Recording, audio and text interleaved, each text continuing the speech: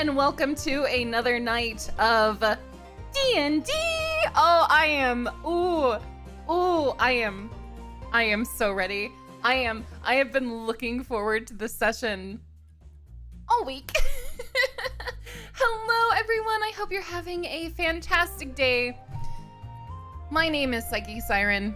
I play Colette. She's a disaster. It's fine. It is what it is, you know? Oh my god. But yes, let's go ahead and say hello to all of these lovely, lovely people. Hello to Witty Mitchie. She popped into chat. Mitchie plays the wonderful Mew, who may or may not be the sole cause of all the glitter in the world we play. Hello to Stevie. Hello, Scrubs. What are you working on, Scrubs? What robot? I need answers. Hello to Bevan. Thank you. Bevan says, I'm really digging the music. Bevan also plays the mysterious Colvin in our campaign. We don't know what they are up to, but they are certainly up to something.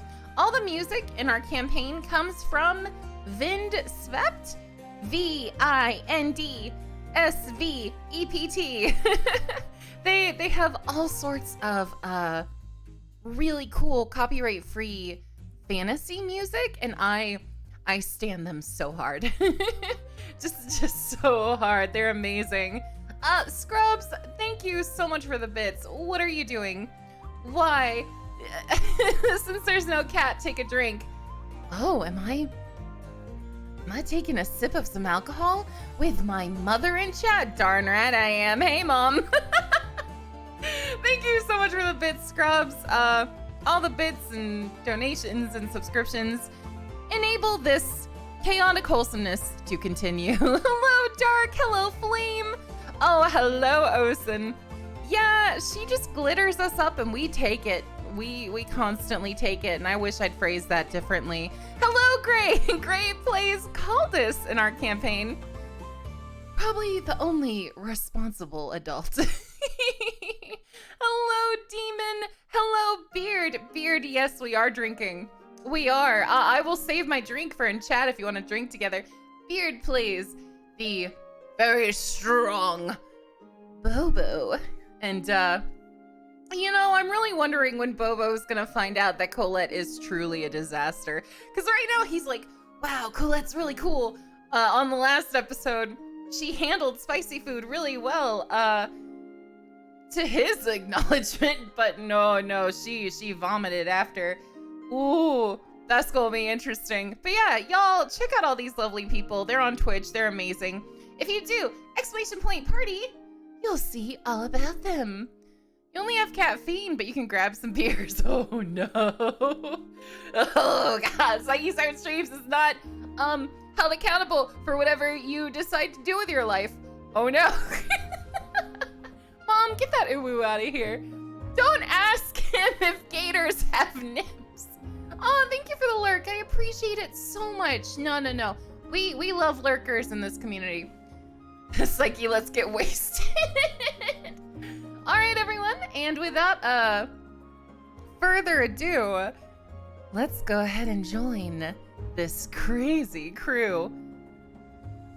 Shut up, I liked it.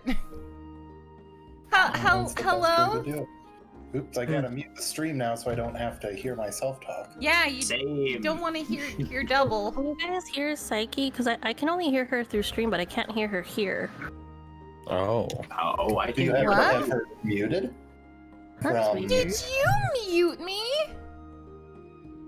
I'm kidding. me. I'm kidding. I would never. God. How dare you accuse me of such things? Did you just prank me, you little punk? Did you just? Yes. Happy April. How dare? You know, in the UK, if you pull a prank on somebody after 12 p.m., you're the April Fool. Oh my God! Shut up! I'm drinking. thank It's true. We're Real, we're true. like, Yeah, I'm gonna go Look grab it up. something we too. make Okay. as many jokes as we want all day long. Yes. It's true. Look it up. Trust. Oh my Like God! there's a movie where this is the entire plot of the movie, actually, No. called what is it? Slaughter High. No. And it's set in America, but all of the actors are British, so they don't realize that we have April Fools all day. I have to acknowledge something real quick. Trust says, What? "Is this a drinking stream?" And to that, I answer, "Trust, it always has been." Like, that wasn't the plan, but once we have a break, I mean, I can run right now. Since I don't work tomorrow, I'm able to have caffeine at this hour. Ooh. So I'm actually gonna have Oh. energy for more than the first hour of stream. Not sure if you ever notice how after the first hour I become silent because I'm tired. Not Unlimited today. But power. we had Thai food for dinner, so I was able to get a Thai iced coffee, which is Oh, like I love those. cold brew on crack. Yes.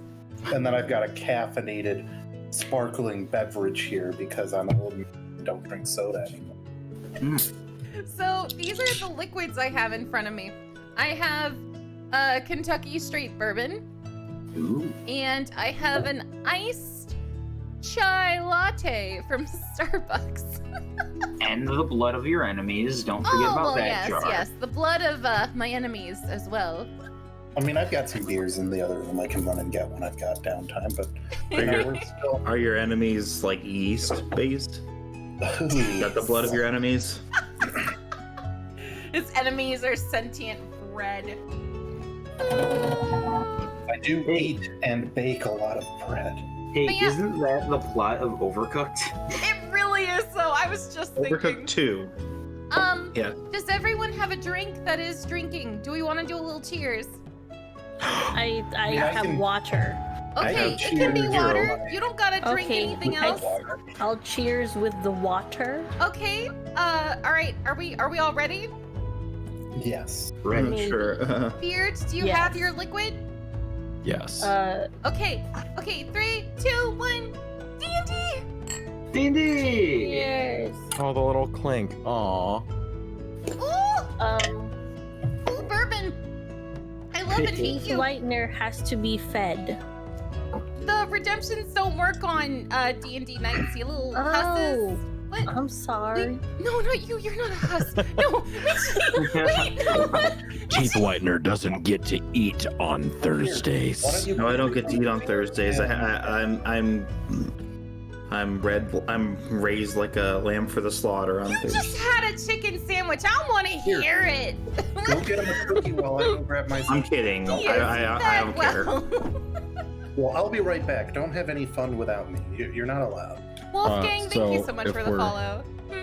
If we're waiting, then I would like to reveal to everyone today that I have been given too much power. Who I- gave you power? What happened? I learned how to route all of my soundboard buttons, No. not only to my output like normal, but also through my microphone now.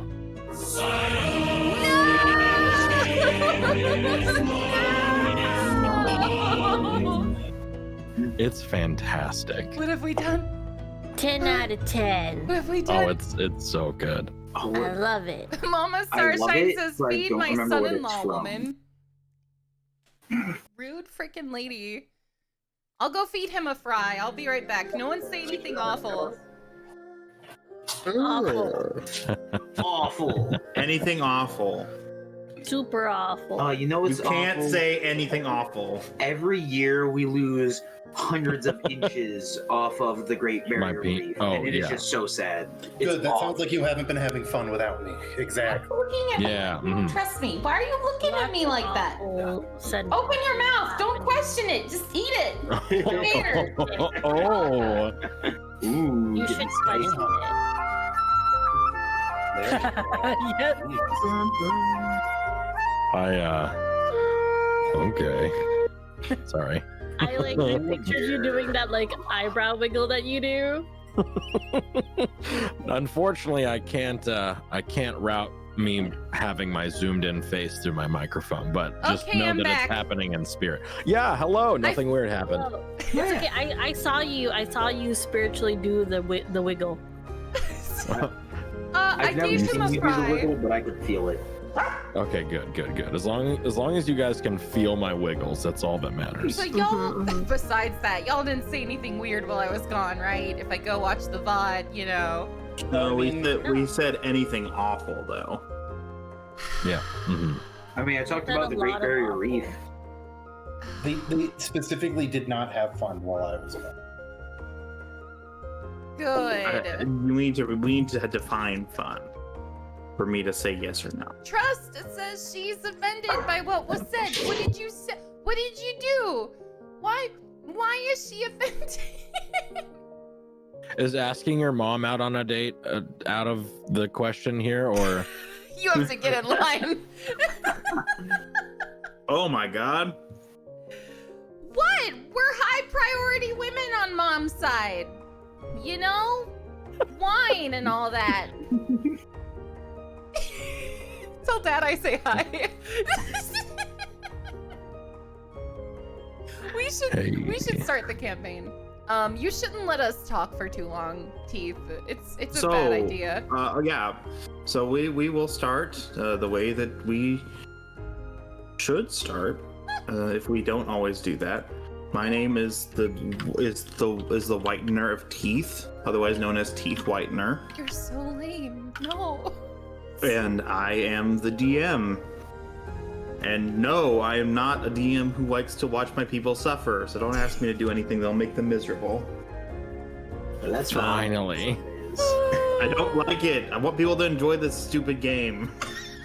I want people to enjoy this stupid game.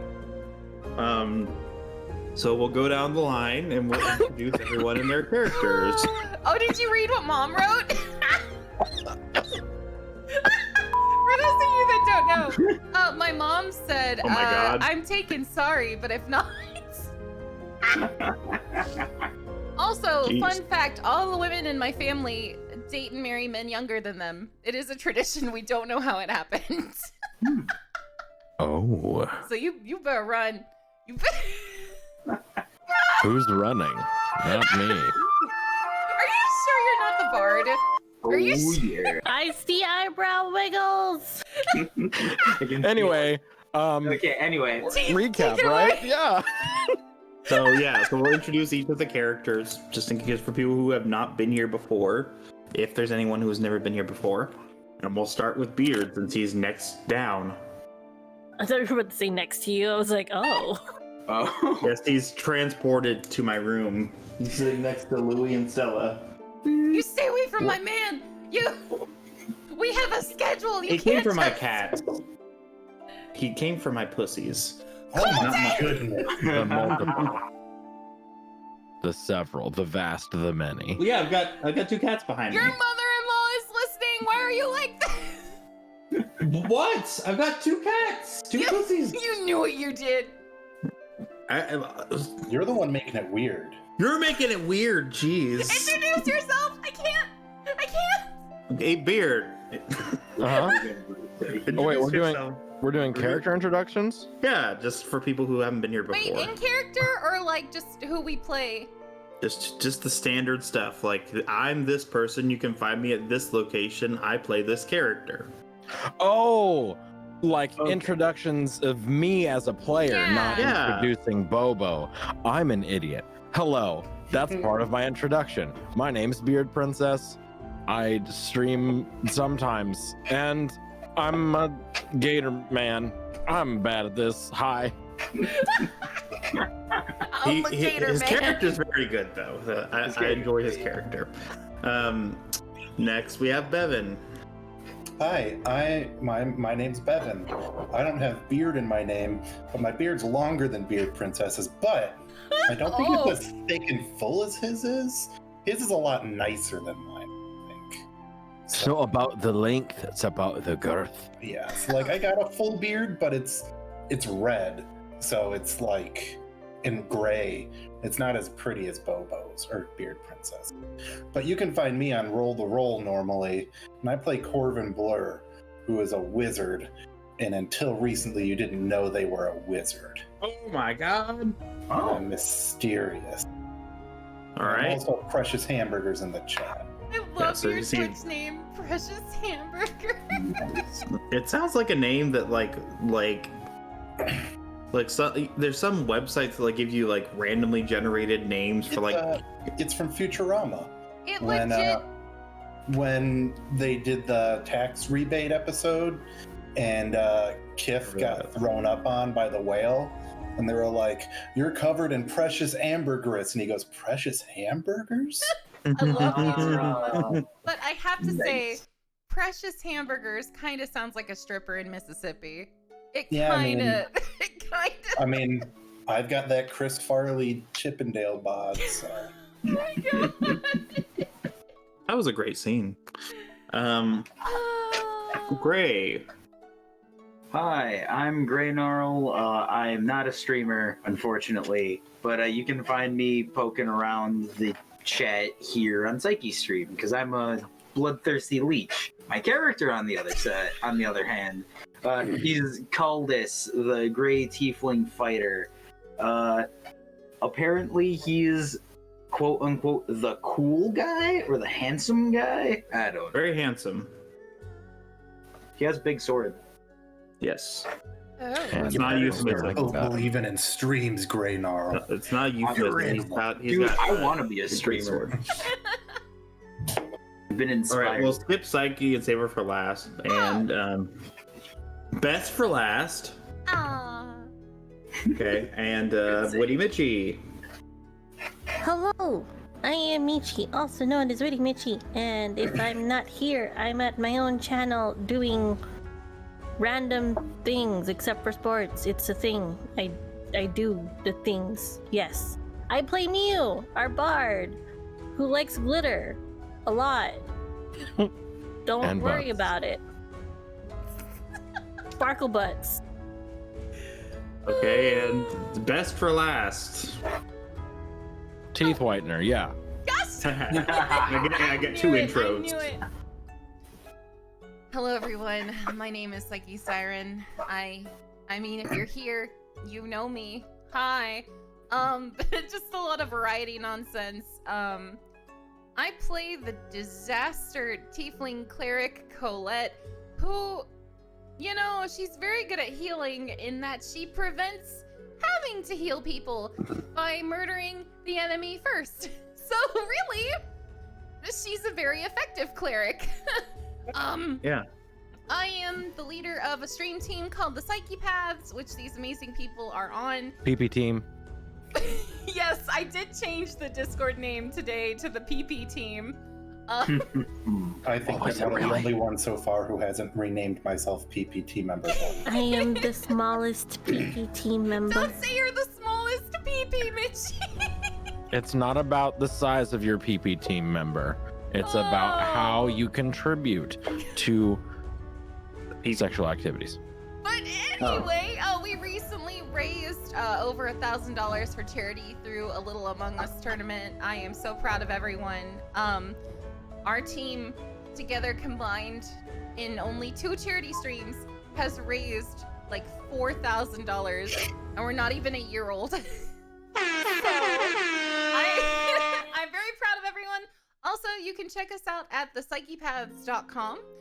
We have some very talented people who are working on a website for it, and we have a little countdown for it. So, check us out. All right. So, Yay. for those of you who are new, this is a stream that we do once a week, where we go into the world of Kosoth, the crossroads of the gods. And we are currently in a swamp.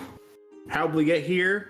Long story, but basically there's some government conspiracies, and these guys have gone to go investigate and potentially save a queen from the clutches of the empire that might be responsible. Here we find the Rayamaran, the Phoenix Squadron, as they are currently known, investigating the events that happened, and now they are trying, or I should say, but they have become stranded in the middle of Blatton, a disgusting swampland full of all kinds of nasty, nasty things. And they have recently acquired a new potential. I'm not sure how long he's going to be with them, but Bo Thibodeau both about, I think is So close. close. Okay, I've never actually seen it written. Joined the party because he is the leader, or not the leader, the champion of the Gator folk, one of the greatest heroes to have ever risen from their ranks. And in exchange for helping them complete a task, they will allow them safe passage and recommend their safe passage through the rest of the swamp at the judgment of those in the middle of the great swamp of Regnolix. Brings us to tonight's session. Regnolix, the great swamp. As far as the eye can see, nothing but trees, mud, water, and things that are looking for a bite to eat. Hopefully, our heroes will not be among those things.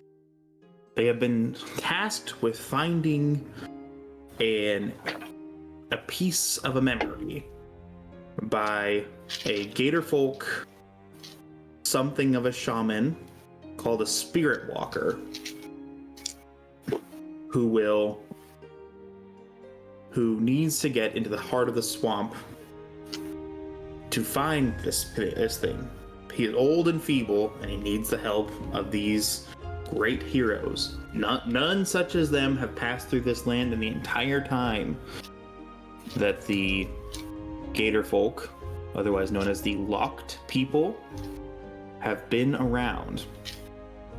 However, to obtain this information, they must find their way to the wretches of the swamp.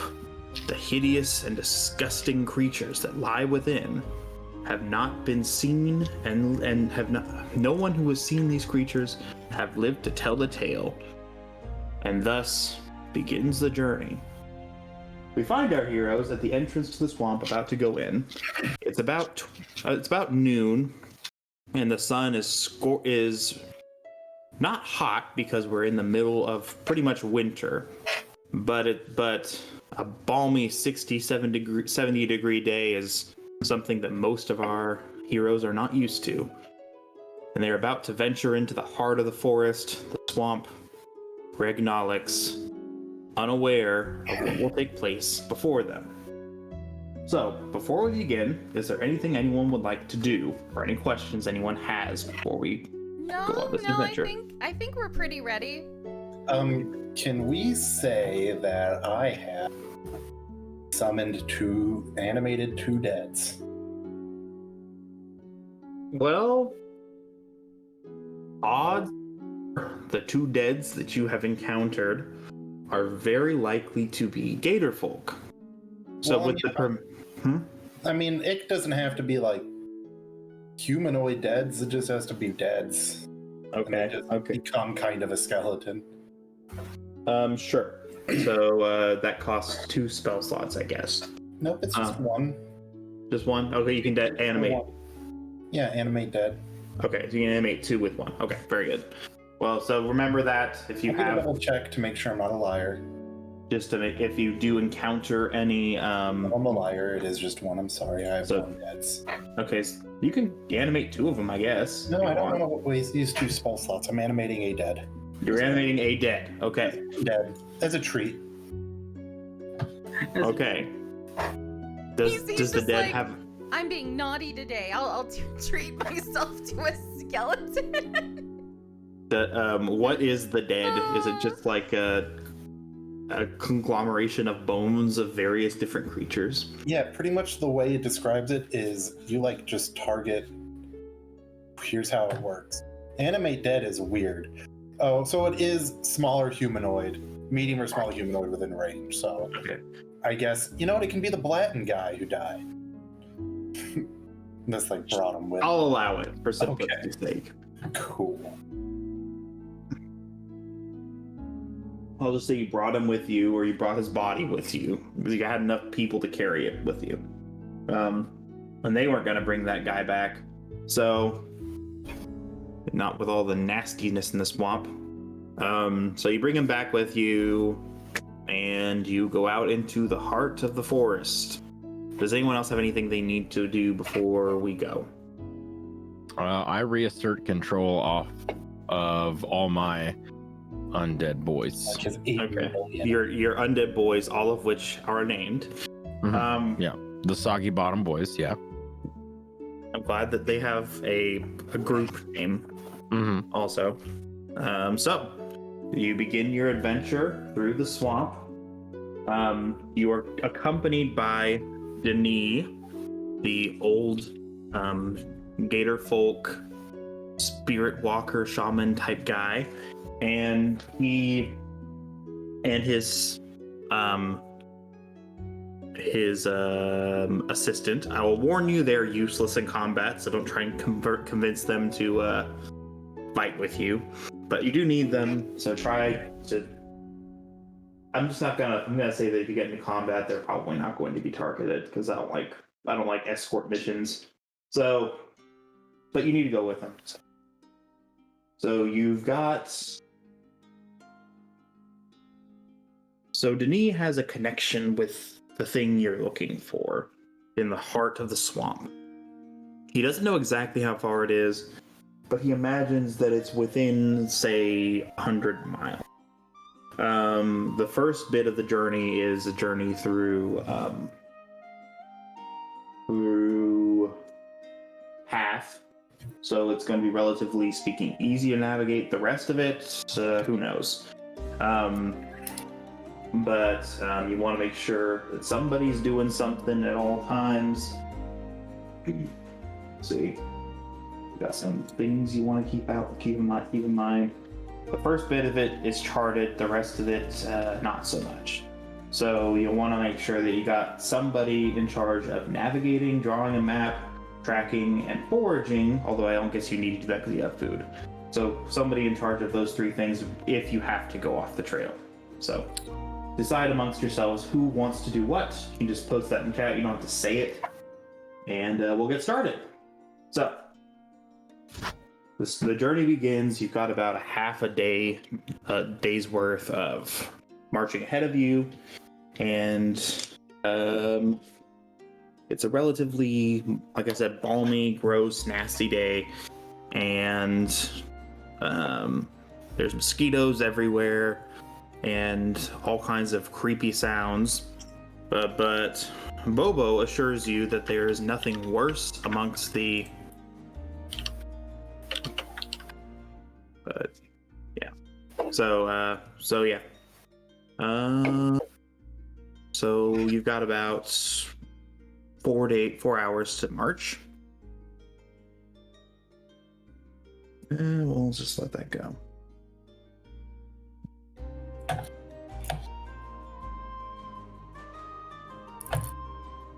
Two, three, four. Well, I don't know about all of you, but I heard it's this swamp. What the heck? Oh, comrades, I, Bothabo, native to this swampland, and definitely been talking like this crazy gnome the whole time. I assure you, I will be able to get us through unscathed. Very good. So. Now, are you alright? Do you need any help carrying things? I apologize. I am having quite a hard time understanding you. Can you repeat what you just said? Why, of course, Mew, and you know, it's so interesting how you've been English this whole time. Do you need help carrying anything? Oh, no. I am very grateful for your offer, but I'm quite capable at the moment. Thank you though. Of course, of course. You notice that Corvin is kind of walking a bit away from you, and he kind of yells back, "You Xenos, stay away from me and Leandro. We're only part of this ally of convenience until we're off of this damn planet." Hey, brother, you watch how you're talking to all of us. We're all part of a team. As long as we are together, we've got to fight with everything we've got. Oh, yeah! Corvin applies a few more purity seals to himself and battle brother Leandros. I could not have asked for a greater band of adventurers to help me on my quest. Inconceivable. So, Oh, yeah! We're ready for anything. happy April Fool's teeth. Happy April Fool's. This was Bevan's idea. I Hello. wanted to do one that wasn't like super mean and would ruin everything, and we were only going to do it for like one scene. Yeah, we just really wanted to mess with you.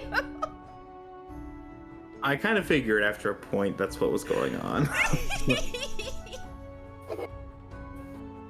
Oh my god. Oh, that was fun. Yours, it was just so It's so hard to hear you. jarring. It was something. We were like, oh shit, it's on. I was expecting Bobo to be the first one to start talking. I was going to, but I kept like trying to figure out how to initiate it, and it happened. It's okay. I'm very good at interrupting my husband. I take pride in it. Oh hell yeah! The teeth, Yes, she does. I'm sorry if that's not fun. No, it's fine. Okay. I always feel bad because I'm good at disturbing people.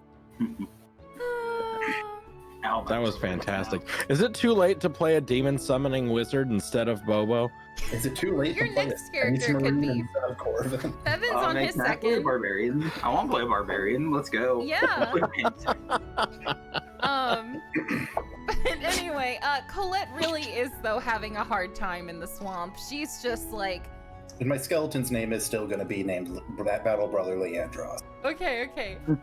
But yeah, Colette's just like clinging onto Mew because she's not fine. Mew's just going with it. Okay. So Oh, okay.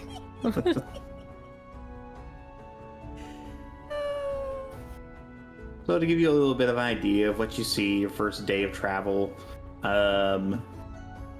first few hours, not really a whole lot happens. You notice that the entry to the forest becomes significantly less marshy because there's like large growth, and there's more trees because people do cut down the trees in order to build their houses and stuff. But as you get deeper and deeper, the threat of something that lives here grows too great for people to really want to risk that. So as you venture deeper, the woods get thicker, and not really a whole lot to say about it. It's kind of what you expected. So night draws near, and I assume you guys probably want to. What's it drawing? It's drawing a tent. It's drawing near. Ooh. Oh my god.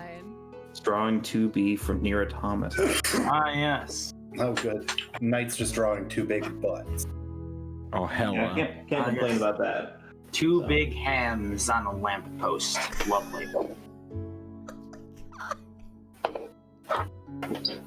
Oh, I don't think I've ever set up a tent before. Did you sleep on the ground before? No, we always had Jacques do it. Oh, right. Oh. I'm not a guest. As an aside, it's kind of interesting that you had the noblemen set up a tent Oh, we've never done it before. Well, they weren't very good tents. It was the easiest to bribe him with food, so we had him do it. Is there any trees nearby? Yeah, there's trees everywhere. Okay, Mew's just gonna tie her stuff up like on a nearby branch and climb up and Tie me up. she's she's gonna lie down. She's gonna rest on another like sturdy branch, like a branch that's like strong enough to like hold her there. So she's just chilling. She's in a tree. I'm just gonna nestle in some mud. Call it a day. No! She's to be honest, while they're probably like getting settled, she's probably playing her lute. Colette, Just watching. She's not helping at all. Colette's going to try and set up her tent for the first time in her adult life. Do I need to roll for this, Teeth? God, please. Do it. Okay. Yeah, roll. I guess a performance check. But you have to use Dex because it involves skill, not just being able to wow people. So you can't use charisma. Gosh dang it. Oh, I haven't updated my charisma. It still says 8. It's supposed to be 18. Colette, no. Well, it's not 18 anyway. You're not using that. Fine, I'll use Dex. This is stupid. No, it's not. Hey, at least it's a +1. 17. Okay, so you follow the directions very well, and using your nimble fingers, you're able to tie up the tent and settle it in, and it looks very nice. You're proud of yourself. Oh, that wasn't so hard. Why was I feeding Jacques all this time? Because, well, technically, I fed him. Oh, well, yes, but I would give him portions of my food. Oh, you're so kind. Yes, kind, not lazy, no. Well, I was gonna say Corbin goes, yeah, kind of lazy. Yuck, yuck. Oh, you're so Wow. funny, new Does a friend. skeleton well, I guess it's not a skeleton, it's a zombie. Does it like clap? Is it your hype man? Skeleton. You choose between skeleton and zombie, and I prefer skeleton. So the flesh just rots off of him. Yeah, And he more or like, less. does he like do his teeth chatter in laughter? Oh, yeah, he's a good old rattlebone chatterbones. Nah, we don't use that voice though. We just go, yeah, it's kind of lazy. Come, Lazy Leandros. We have to go set up our tent. And instead of setting up a tent, I just take a bedroll and lay it down on I do a tarp, then I do a bedroll, and then I light 2 sticks of very strong incense to keep the bugs away. And to give myself that goth and necromancer kind of vibe. You hear My Chemical Romance drift across the wind. No, you know? I'm more of an orchestral kind of goth. Oh, oh my god, like a Night was Wish, you know? No, more like that. He was in choir and he'd do musicals if it was like Phantom of the Opera or Sweeney Todd kind of stuff. Oh my god, you're a So it's bougie goth. No. I mean, I am Corvin Blur of the new Lechaport films. Well, Colette Yes. is just horrified at all of your living conditions. Well, especially since my incense burners are human skull. But don't worry about that. She looks over and sees what Cultus is doing. I'm doing I forget the name of it, but it's the military style like half shelter where it's yeah, like a little lean-to. It's like tiny tent with like some planks that I've like fashioned out of some branches, and I'm laying on that. I have bedroll on top of that, and then I have the little lean-to above. I'm just like, I am ready for sleep. Just like back in the early days of the army. That looks very uncomfortable. Do you have a better suggestion? I mean, I suppose suppose not. If you're happy, then good for you. I guess. Because I'm open to anything. If anyone has a better idea. I wouldn't ask any of them what they think comfort is. Mew's like playing with this little vial of water. She like looks down. Hey, catch. She like throws it over. What? Oh, do I roll to catch it? Teeth. Sorry, I was looking at something on the map. Do I roll to catch the Nah, vial of water? That's excessive. You catch it. Oh, thank God. Oh my eye! Mew's just like, I thought it was I was unmuted. It's okay. You're okay. Mew was like, so she's smiling, all proud of herself. She's like, I know that you really like the comforts of everything. So if you have to potty, I put a little prestidigitation on the water there, so you just sprinkle it before you go potty, and then it's gonna smell really nice. Did you give me poopery? Yes. Did you freaking? Yes. So, and then she like tries to whisper it, but even though she'd been talking loud this whole time, so if you gotta go, it's okay. Colette turns like the darkest shade of purple you've seen in your life. So only like the top of Bobo's head, his eyes, and the top of his snout is visible through the muck and the water and the swamp, but he does cock a little bit of an eyebrow. He's like, or eye ridge, I guess. Oh my God. He's like, oh, poop. Yeah, It wasn't a hunger. crocodiles don't know anything about that. They just make they have cloacae. Cloacae, so they kind of pee and poop at the same time. Stop! I can't.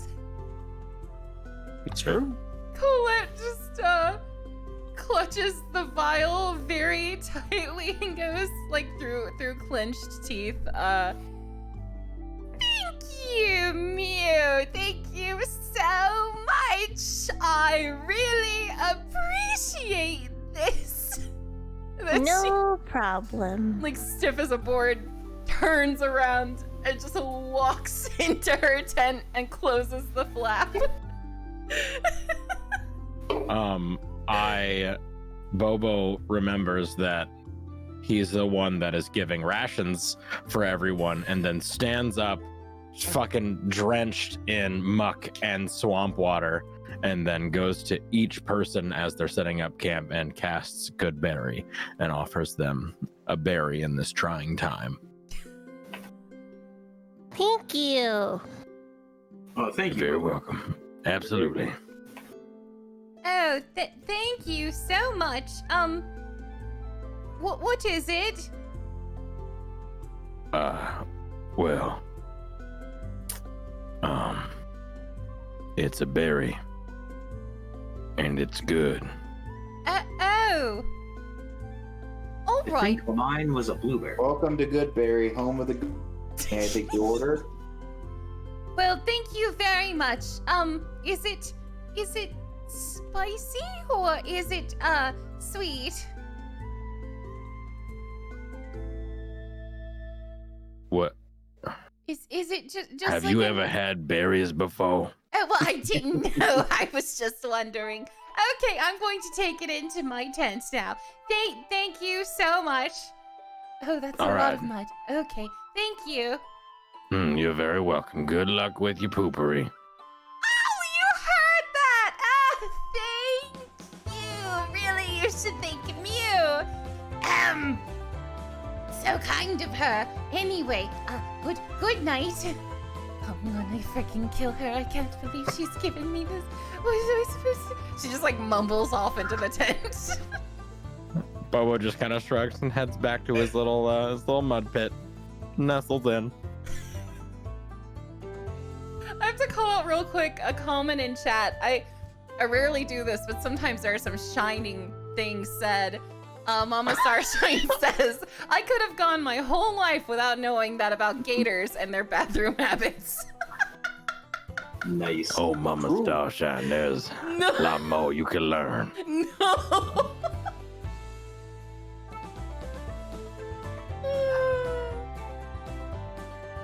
So, go ahead. If we're going to be setting up camp for the evening, we are in a bit of dangerous territory. I suppose we should agree on who's taking watches. I have no problem taking the first one if someone would like to follow up. I can take the second. You know, I can take the morning one. Miu's not a morning person, so I don't want to have her go through that. As long as I get to keep watch at some point in midnight, if you hear a weird sound, it's probably just me. She has the zoomies. Don't disrupt her while she runs. You don't want to. Oh my god. Yeah, it's legit. She usually takes watch at like 3 or 4 a.m. and Michi's character legitimately runs around with her pupils wide. She tries not to be too loud to be mindful of everyone, but like, if you hear like just prancing and stuff like that, that's usually her. She doesn't like, so it depends on like how bad it is. So like if she's like been like cooped up all day, then yeah, she's gonna be like zooming. But if she's like, you know, we've been doing some adventuring, she's probably just gonna prance and like dance around everywhere and just be weird. 3 o'clock in the morning. Yeah. We hear the sound of a glass cup being knocked over and shattering on the floor. Yeah. I just let Battle Brother Leandros keep an eye on. He doesn't need to sleep. We've got a whole army of skeletons, and we could just tell them, all but one of them, to defend us and one of them to wake us up in case of need to defend us. That's Hello? true. Oh, That's okay. true. I just saw. But like, I the can pictures see moving, way but better than nobody me. else talking, so I was like, "Oh my god, am I muted?" All right. So I'll just roll, see if anything happens while you're asleep. There's gonna be 8 hours of watches. Nope, nothing happens. Okay. Can we still find out what happens during Muse watch? I really want to hear. Sure, I'll let her narrate what happens during her watch. Okay. So I will say there is nothing of note. Generally speaking, the forest it never sleeps. It's always busy and always loud. Crickets and cawing birds. No monkeys or anything. We're in the swamp after all, but lots of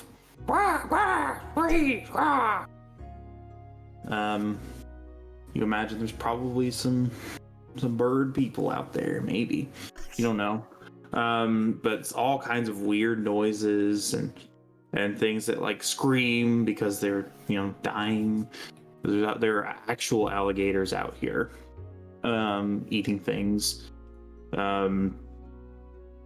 All kinds of that sort of stuff. Mosquitoes everywhere. You guys you ended up about right next to a large puddle of water, and before you passed out, and the mosquitoes have been very active since the sun went down.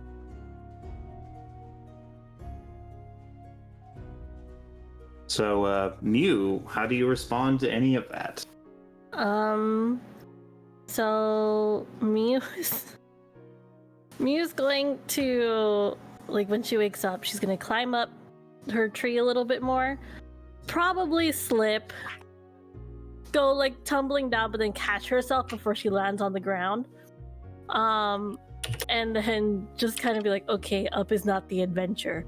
And she'll like jump down and she'll probably see a frog and just kind of like hop with it for a little bit, but not too far away so she doesn't get lost.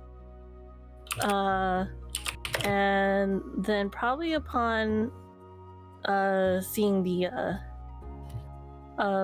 mosquitoes, she might rummage through her bag to see if there might be something she can like burn to like help prevent mosquitoes from biting everyone, particularly around Colette's tent. Just because she doesn't want Colette to be grumpy because of bug bites and stuff. I was like, oh, she cares about me. I don't want her to be grumpy. I mean, yes, she does care, but it's like it would be one of those moments where like she just kind of makes sure to focus around that, like your tent more than anywhere else, so that way she won't miss anything, because she would feel really awful if she like pranced around everyone and somehow like wasn't able to save you from a bite. So what do you have in your let me take a gander. I wrote everything down. Take a gander? Yeah. Let's see here. Other than instruments, what else you got, girl? Let's see. Candles. I don't know why I carry candles. It's fine. I'm a bard. It's okay. I don't know why I typed miscellaneous herbs. I think that might be just for cooking purposes. I but, hope you know. it's for cooking purposes. I mean, Oh, there's a lot you can do with cooking herbs. so I didn't specify what herbs, but like, you know, if she happens to have an herb that will help with the mosquitoes, then yeah. So you've heard that lemongrass might help a little bit, so you try burning some of that. I mean, I continue. Is it still nighttime? Is this what she's doing at night? Yes, Yeah. she gets the midnight watch. I mean, you can take one of my thuribles, which is my skull incense burners. The thurible, that's the fancy ones that they have for like churches, like Catholic churches. You might would. bring that up for the next night, but she's not one to rummage through other people's things without permission. Okay, that's true. Yeah. Nice. Is who had the watch before Mew? I think that Probably me. Caldus did. Yeah. Okay, Yeah. so never mind. I'm still sleeping. Yeah, and the next one I think was going to be Colette. No, So- I'm the last one. Well, yes, there's only 3 watches. Well, I think there are 4. Yeah, 4. Yeah, if you want to do 2 hours per person. Yeah. Yeah, so whoever wants to go after Mew. I mean, Corvin can. It's not like it's hard to wake up. Just sit there and be an edgelord. So, yeah. So Corvin wakes up to see that Denis, the spirit walker that's traveling with you, is in a trance-like state, sitting upright.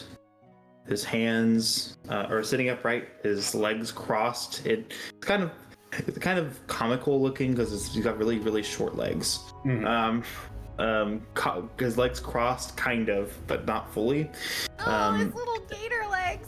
Little gator legs. They have regular-sized arms, and Bobo's normal. He has relatively normal proportions, but the rest of them have pretty short legs. Oh my god, so cute. Yeah. So he has long arms, resting on his little tiny gator knees. He's just sitting there in like a trance-like state. His eyes are open. They are not the traditional gray. They are pure white. And he does not, when you awaken for your watch, he does not react. Well, I've been part of enough weird rituals to know not to bug that gentleman. Yeah. Or a lady. Sorry. It's Yeah, hard his- to- his aide Marco is just sitting there, and he's lighting incense for him. Ooh.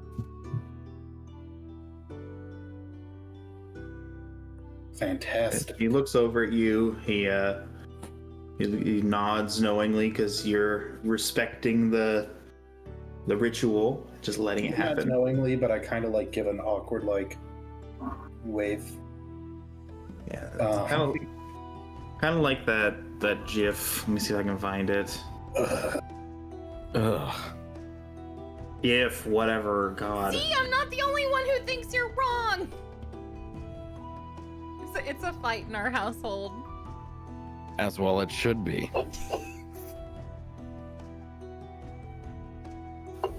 Yes, because Boromir is from Jondor. I'm not from the kingdom of Jondor. Jackass. Listen here, Legoland.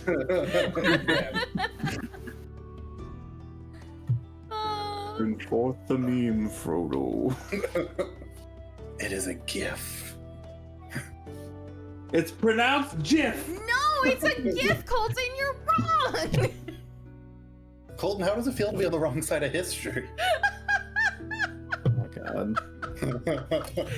Oh, wow. Why is this next fight extra hard? And why are they all J names? Wait, what's going on? But they're all J names that start with G. So it's like Jeff and Jeremy and Jordan. No, Giannis. I hate it. They all hail from Jondor. Weird. I may or may not would leave the campaign immediately. Hey guys, suddenly Bobo has a heart attack and dies. Bye. Jondor called for aid. But yeah, I guess for my watch, I'm gonna take my thuribles. They're also called sensors, but I like the word thurible more. Of course. Mhm. And me and Leandros are gonna walk around, swinging it around, try to get rid of some of these bugs. This is really thick smoke. It works surprisingly well. You had to, or should say, you had issues, but whether it's enchanted stuff that you're burning or just dumb luck, the mosquitoes F off. Good. And being from the country you're from that is scientifically adept, you being from a noble background, well-to-do background, not really noble per se, because there aren't nobles in your country. You would probably know that mosquitoes hang out around water for a reason. And if you want to disturb the nest and wreck their lives, you're free to do so. I mean, they're mosquitoes. I won't feel bad. Like, mosquitoes are one of the only animals on the planet that have a niche that can be filled by other animals. Yes, I agree. So, Like, lots of animals eat their larvae. You know what? There's lots of other bug larvae there. Lots of other bugs for bats to eat. well, you don't have to feel bad about it if you want to get rid of them. No. Even though I'll probably end up starting a combat while everyone's asleep. I'm going to try to get rid of these mosquitoes. You ruffle around the disgusting, filthy swamp liquid, Mm-hmm. and nothing happens. It's Good. regular mosquitoes. So you consider yourself fortunate for that reason. There you go, everyone. I saved the city of Latin City, Latin City from malaria and West Nile. not West Nile. It's West Frishton. Rest Frishton.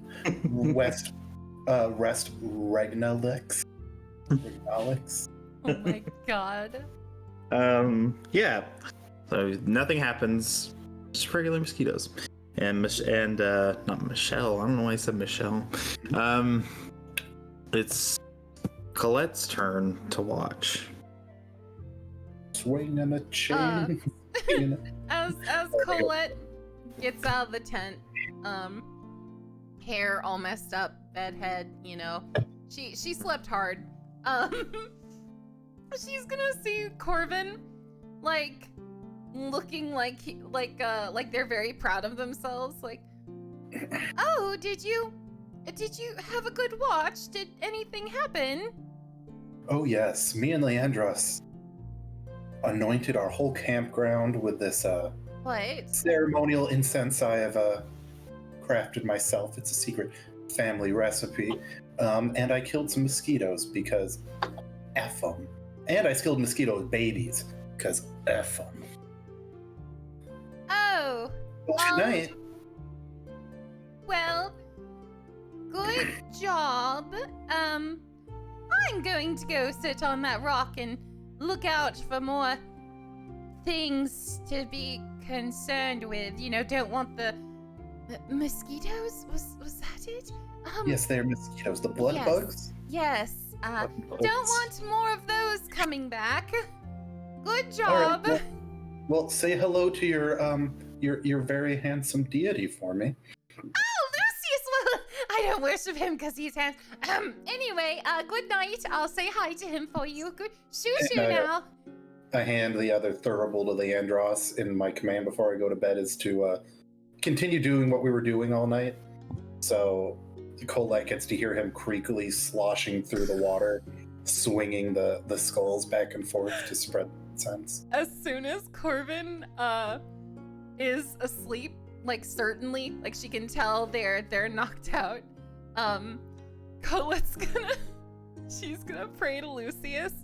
And she's gonna like look over her shoulder at the skeleton just chattering away. And she's gonna be like, do you mind? And he doesn't say anything because his only command was to continue walking around and slowly swinging them. Colette just kind of huffs and she just decides to I'm deal not with sure it. if you've ever been especially stealthy in Skyrim and snuck up on skeletons, but they make like a little creaking noise and stuff, and that's what you hear while he's plodding through the water. Yeah. Okay, So it sounds like something's rattling around in their heads. Yeah. By their dried up brains. So Colette's gonna start her prayer, and she's gonna she's gonna find the driest spot she can to like kneel down, you know, and you know, clasp her hands together. Keeping one eye open because she is keeping watch. Dear Lucius, I don't know why you've sent me on this mission, but please continue to guide our way. Be with us tonight and be with our friends who are no longer here. Wherever they are on their journey, watch over them as well. And could you stop clattering? Sorry, Lucius, there's a skeleton that's very nosy. Anyway, thank you for everything. Good to talk with you. Goodbye. And she just, she's very awkward. And she just stands up and brushes the muck off and starts reading her novel. Oh no. It's for the plot. I swear. You know what that usually means, though. Well, she genuinely likes the plot, okay? She likes schlock. So anyway, that's her watch. Yeah, nothing really happens throughout the whole night. And that's the end of the night, so you all wake up. And you are fresh as daisies, ready for the next day's watch. Rise and shine, Sleepy. Get up. Denis awakens from his trance. He seems a bit dazed, but this is pretty normal for him. Marco hands him a large skin of something to drink from, and he more or less returns to normal, which is to say, seeming somewhat inebriated.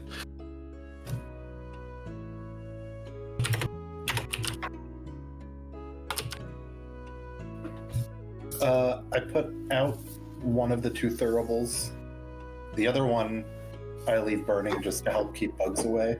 The one I put out, I put in its little ossuary chest with the other special bones that aren't resurrected, and put that chest in my bag. You just carry around some bones with you. Yeah, it's an ossuary, so it's got, you don't want to know whose skulls and bones they are, but they're very precious. Oh, we just got 2 raids in a row. Oh my goodness. What a wonderful sentence for them to come in on. You know, they're not new, thank God. They already know how we are. Hello to the wonderful Sam and Tupacula. Thank you so much for the raid. Y'all go check them out. Amazing, good beans, good artists, awesome D&D content. Go, shoot, follow them, get, and then come back here. Okay, sorry, y'all. Back to the party. Okay. Look, all I'm saying is anybody with a good enough medicine check can figure out a bit more about the 2 skulls, but for now... It depends upon whether or not people are interested enough to ask. They're probably more like creeped out by the fact that I just carry skulls, but, Leandros and I have to, we have to stick to the old ways. The old ways are best. The old way. Question. Future fake Catholicism. What? Here's a question, Gordon. Yes. About the plethora of bones that you have. Yes. Are those enemies you've defeated? Or are those bodies that you have found? Oh, I would never carry the bodies of my enemies in such a way. No. No enemies in this box. But wait a second. Hold. Oh, excuse me, Caldus. Do you have the bones of your enemies on hand? Well, Leandros was an enemy, and he's right there. Oh. No, I don't. Why would I just carry around the bones of my enemies? That's just preposterous. Well, Rolling to see if he's lying. I'm rolling. Disrespectful to have the bones of your loved ones being used as tools? Shouldn't they be left to rest? I don't know anything. I rolled a 2. Ignore me. Oh, okay. No, this is a very respectable way to use these bones, and you're just assuming they're loved ones. And he kind of whispers back, they are. No, these are being used for a very wonderful purpose. It's a very respectable way to use my loved ones.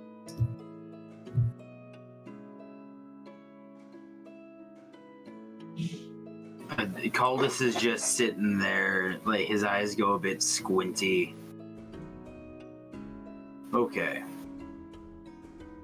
Look, and you can see, if you look at the ossuary, it looks more valuable than the clothes I'm wearing, because it's a nice chest with filigree and other fancy things on it. Kind of like how people used to sell parts of saints and stuff for luck, except for this, I am sure I know who these bones are, unlike when you would buy a medieval saint's bones and they could have just been who knows what. And at least I'm not grinding them up and eating them like Europeans used to do to mummies. So you have free range organic skeletons. Free range. Oh, yeah. My skeletons are just recycled enemies. I would never unless they're really strapped for cash, if you know what I'm saying. Would never just resurrect someone from a graveyard. That's barbaric. Uh-oh, someone left. My skeleton talk was too much. We lost Nietzsche. She just couldn't take it. Nietzsche couldn't take the skeleton talk. It was too much for him. I got moved. It was weird. Oh, you probably got moved to coffee or whatever because you weren't. Yeah, it was like, hey, you've been too quiet. And I'm like, well, I'm sorry. I'm being respectful. Yeah. Okay. But yeah, no. Fraser and Niles before were 2 sailors who didn't want me getting on the boat that I snuck onto. And now I recycled them for a while, and... No! The boat we were on! No, not that boat. Jeez. Okay. I don't know if I'm a fan of this. I enjoy the idea of using fallen enemies as your companions in combat. Yes. Because endless battle and whatnot. But it feels just a bit wrong. Well, just don't think about it. That solves it. Just Think of it, is it wrong to, eat an animal you find? No, it's fine, whatever. I'm just using every part of this Latin gentleman who had, forced us against our will out here into the swamp. so anyway, if I anyone wouldn't wants have breakfast, killed him to make him a zombie. I've returned. Yay. Sorry about my departure. It's okay. We talked enough to cover it. Question. With create food and water, can you get picky and make it breakfast, or is it No, just? it's probably crappy. Oh. Is it like Denny's 3 a.m. breakfast that you had to wait an extra hour to get? Yeah. No, it's probably worse. Probably not very good. I mean, it's sustenance. She's gonna the summon exact up. wording is the food is bland but nourishing and spoils if eaten in 24 hours. The water's clean, it doesn't go bad. Yeah. But no, it specifically says it's bland, so you're summoning hard. It has no flavor. You can use it. It's like no mana supposedly tasted good. You're like hardtack and spaghetti, but no butter, noodles, or salt. You can season it. You can season Seasoning. it. Yeah. Could I hand it? Could I hand it to Mew? Oh yeah, Yeah. it's not Okay. like Colette is going to use create food and water, and she's gonna hand it to Mew to make it taste good. no Colette. Tastes better. Yes. Yes. I want a rules lawyer list. You didn't mention that you were putting it in unoccupied containers, so you just summoned this food out of the dirty ground. Oh my god! Oh, hey, Colette my favorite. Would never. And then She would never.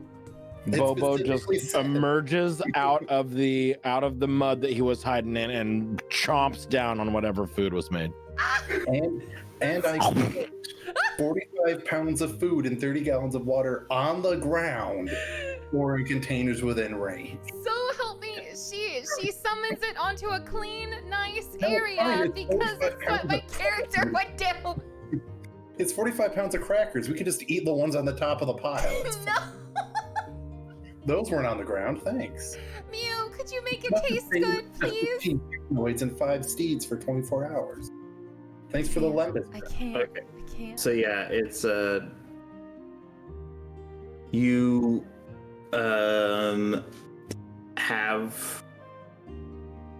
do have that bag of holding that you can use. So I just put it in. I just say you put it in there. That's where it goes. Okay. Okay. Jerk and getting teeth. The water. I don't know what you're gonna do with that. No. So- No. Don't want to put that in your. Everybody get on their knees and open their mouths up and look at Psyche while she summons all this water. Don't make it weird. Don't be like baby birds with your mouths open. Yeah, that's what I was pretending to be. No. Colette waterboards the party. Jesus. No. Now, Colette, I am assuming that you are a very, very nice woman. However, I'd like to be a little wined and dined first. No. Oh my god. So I don't know where you're gonna put the water. I guess you just fill up your have any canteens. cups? Do we? No, where would you put cups? No, you have canteens, I'm sure. Okay, you knew what I meant. Canteens. So you just put it in your big old fat canteens. It creates 30 Big ol' gallons, however. That's a lot. So Third level spell slot so we could roast you for 15 minutes. I swear to God, I am just trying to help. Coldest there you go. red. You got your What stuff. did I come back to? Why are you screaming? So she created food and water and just dumped it on the ground. No, I didn't. They're assuming. With Mew's help, I would like to feed people. Yes. The food is just I don't even know what it is. It's just I'm gonna call it stuff. It's food stuff. And it just appears and it's just not gross. But it might as well, but at least gross would evoke some kind of reaction. I would like to pose the solution that is an empty stomach, not an empty container to be filled. Oh my god, it just teleports right in your bellies. I guess you would probably have to see it though. You probably have to see where you're putting it. I feel like that would be instant constipation. Oh no. Well, no, because you're also going to fill us with. Yeah, if you could like see into their stomach, sure, I guess. But I hate you all can't. of you. I just So- wanted to feed us breakfast. I hate all of you so much. Gordon's like, thanks for the bland lembas bread and water, but I'm just going to eat my rations. He brought rations. We brought plenty of rations. Bubba's like, I found this rat. I'm okay. Colette is just surrounded by crackers. Well, you know what? You showed off a 3rd level spell, so good for you, man. Thanks. She just angrily stuffs them in her mouth and puts the rest in the bag of holding. You're like trying to eat them, but they're so bland and dry. It would be rude not to, as I scoop up some and just start He's eating it. Always considerate. you. Always considerate. Mew, would you like some? Mew staring at it and looks at Colette and like sees like the look on her face and she's like, yeah. It's like something your 5-year-old cooked for you. I have Oh. Leanne cross go and eat some. But he just chews it and it falls to the ground as he tries to chew it. And it kind of like... Does he like shrug after? No, he just, because, I gave him one command, which was to eat the crackers. So he's just sitting there eating crackers and he has no lips or cheeks, so as he chews, it's just falling to the sides. And then he looks at you and gives you a thumbs up. And he comes back. We're already so cursed. Yeah, oh yeah. Colette No, appreciates the that's thumbs up. what You know? that's what the incense is for. So, I guess I should probably try to center the campaign a little bit. Yeah, I can mute myself for a bit so I stop interrupting. So that no one has to hear the stupid insults that come out of my mouth. That's fair. So I guess I should ask you, what pace are you traveling? You got 3 settings. Slow, normal, and fast. Probably can only go as fast as Denis, right? Denis is the one that's technically leading us. They can walk pretty fast. I mean, they can walk pretty fast. He's getting around. His little gator legs. His little... So I'll say no forced marches, but you can probably, if you need to, you can move faster. I will say with the caveat that moving at a fast pace, it gives you a -5 passive perception. Moving at a slow pace allows you to use stealth, and normal neither. At a normal pace, you can travel up to 24 miles a day. Fast pace 30, slow 18. I don't think we need to risk exhaustion for those extra 6 miles. No. I don't know. I don't think that's forced march that gives you exhaustion. I'm not going to suggest that you do that. That is, I'm just gonna say, you unless you want to, you're gonna be traveling 8 hours a day. Unless you want to go further, which would potentially incur exhaustion. Well, Corvin just looks to Caldas and goes, "Well, Captain, you're a captain, right?"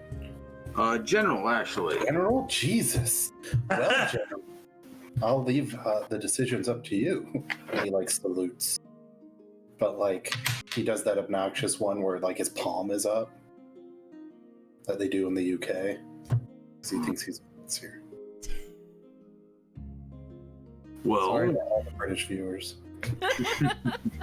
It's all one of them.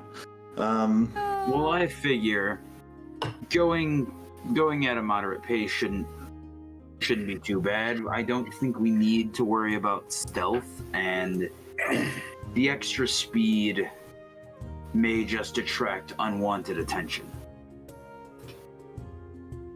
So normal pace. Okay. Normal pace. Okay. Very good. Very good.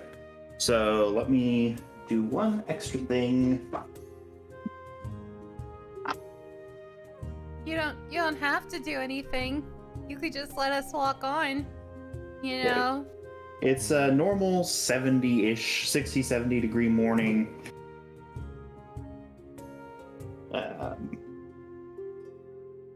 With some light winds, about 10 miles an hour. And sunny as the day you were born. Except for Corvin, because he was born on a dark and stormy night. They were born on a dark and stormy night. So Yes, we were. Thank you. So yes, your traveling conditions are good for your purposes. I'm assuming you're going to be traveling 8 hours. Yeah. Yeah, 8 hours.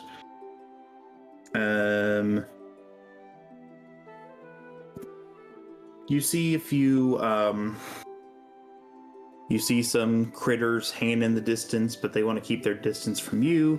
They eye you suspiciously.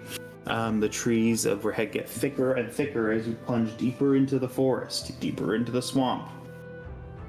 The smell of gas fills the air. Assuming none of you apologize, you assume that it's just because of the area you're in. And as you venture deeper, the critters become noisier, and this feeling that you're far from home grows stronger. As you travel northward, the puddles also grow slightly more frequent, as there's not people maintaining these already poorly maintained roads.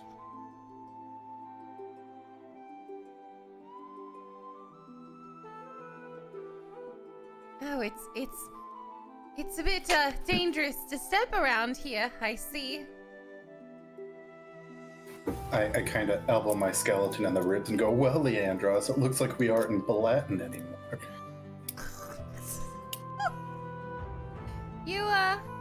You talk to your skeletons?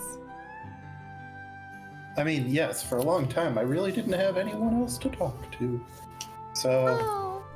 they're Oh. I got him. He's Leandros and I, I've only known him for a couple days, but I feel like I've known him my whole life. She instantly feels so bad. And she goes, oh, well, I think it's perfectly normal and sweet that you talk to them. And as you're saying that, you notice that I'm making sure that his clothes are still, clothes and armor are still on him. Oh. Like, I don't go as far as, licking my thumb and cleaning dirt off his cheek, but if I can keep my Skelly Man's clothed, I do. So. It's admirable. I can prestidigitation literally to keep his clothing in shape.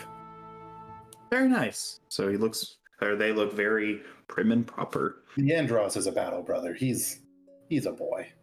I thought you were talking about Corvin? No. Well, Corvin still has all of their fancy clothes, but you can tell that they're fancy clothes that have been repaired with magic and not magic a bajillion times.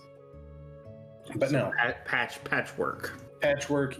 No amount of prestidigitation can fix some of these rips in the clothes and armor. Yeah, it means you don't have to take into the fantasy laundromat. Please don't Corvin, take your skeleton to the laundromat. Corvin, I need to watch my bones. Looking at Leandros, he goes, yes, you can tell by the, especially, when you have a full skeleton, the easiest way to tell is you look at their hips. The the hip bones. If they've got a wider cavity in the middle, you can tell that's a female for where the birth canal would be. The andros here is a battle brother, and I pat him on the shoulder.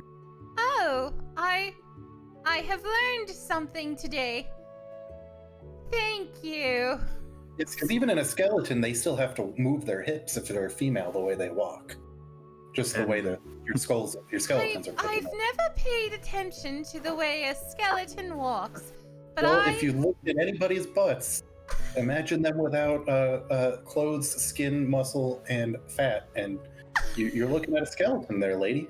Oh, goody! I will certainly not do that, but thank you. And instantly, as she turns around, she sees Mew in front of her, and she starts imagining.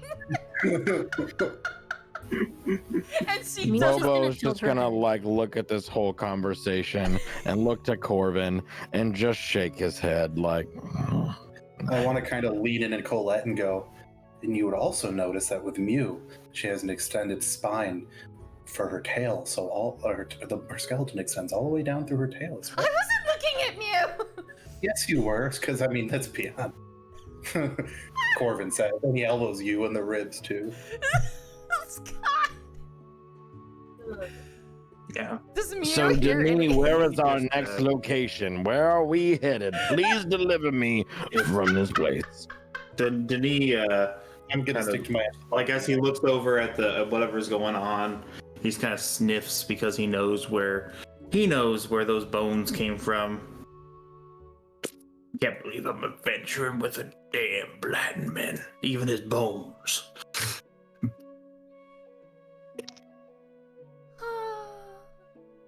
You know, Denis, it's just good, honest recycling. Can't argue with that. I slap the invisible table and go, thank you, and then mute myself again. No. Question, Mew, did you hear any of that conversation? She's gonna choose that you guys know another Mew.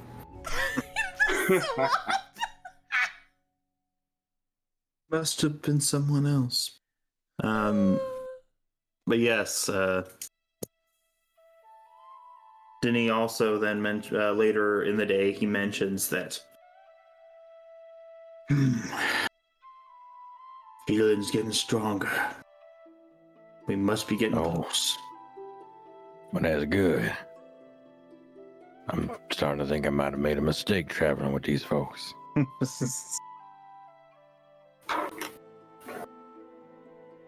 So, you got about 8 hours before you should probably go to bed.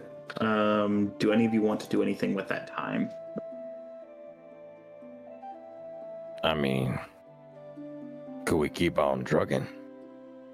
That would be a forced march. If you wanted to do that, you would have to roll to avoid exhaustion. You could. Something to consider.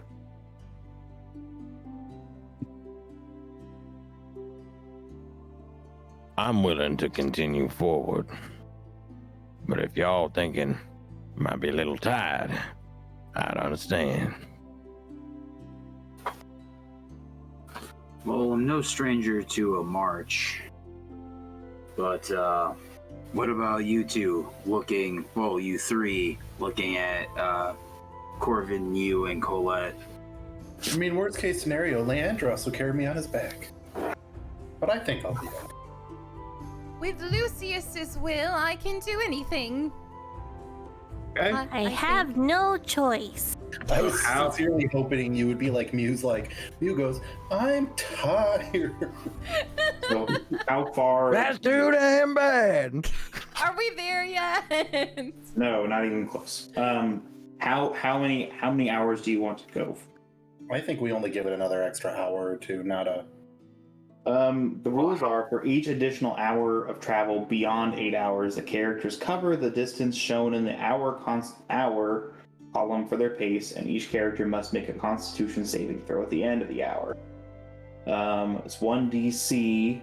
Like the DC is 10 plus 1 for each hour past 8 hours. So if you go past, or I should say, DC is 11 for 1 hour, 12 for 2 hours, so on and so forth. And on a failed saving throw, each character suffers 1 level of exhaustion. Well, how close are we to sunset? So I'm assuming we started around like 8, so 2 hours till. Want to push till the sun goes down? 2 hours. I think Yeah. that's manageable. So, in that case, each of you should roll a Constitution saving throw. Oh, I'm proficient in that. Yay! Oh yes, let's see what my constitution is. I don't think I'm proficient. Yes. For the first, are we doing 1 or 2? Because we're doing 2 hours. I would say you do 1, and if you want to keep going after the first hour, after depending upon your rolls, you can go again. All right. That's a 13 for me, so I just You pass. squeak on through to Yes. 9%. An 11 pass? Literally. Barely. That's the mark. Oh, Jesus. I rolled an 18 plus 4. I'm fine. You're fine. Bobo. 4. Oh my god. I rolled So a you 2. have 1 level of exhaustion. And it was Fantastic. your idea, The and person you made who fun of suggested- us. And let me determine what that does for you. Disadvantage on skill checks. Disadvantage on skill checks And attack. until I think until you Long rest. long rest. So hopefully you won't encounter anything else. Do you want to go further based on that information? Well, what did you roll? I apologize. What exactly am I rolling? My boyfriend. DC Constitution. Thank you. Thank you. You need to make it 11 or higher.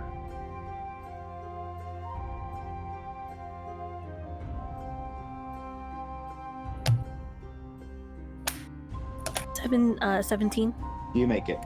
Thank you. So Bobo's the only one who gets exhausted. Does anyone else want to keep going? I hate it here. This is your element, man. That's your idea. No. Good area. The setting is his element. The crew is not quite yet the element that Yeah, is fair. his. His exhaustion is mental, dealing with y'all chuckle fucks. Fair enough. Fair enough. He has a migraine now. Okay, so he gets so dealing with all these ridiculous people, he begins to question his sanity. Having dealt with them, gives him a migraine and makes it more difficult for him to have success in fights. So, do we want to Continue on. push 1 more hour, or do we want to take a break? Well, I would feel like fine. a moment, if I may. A moment as in like a long rest, or 8 hours. If we could set up camp, perhaps I could go, a ways away. I could really use some quiet meditation, really center myself in utter silence with no interruption whatsoever. We hear muffled sounds of Creole screaming after he walked away. Just to Why? get that frustration out. Why Of is course, Bobo Bobo. every like southern dad on a road trip? Like We'll get there when we get there.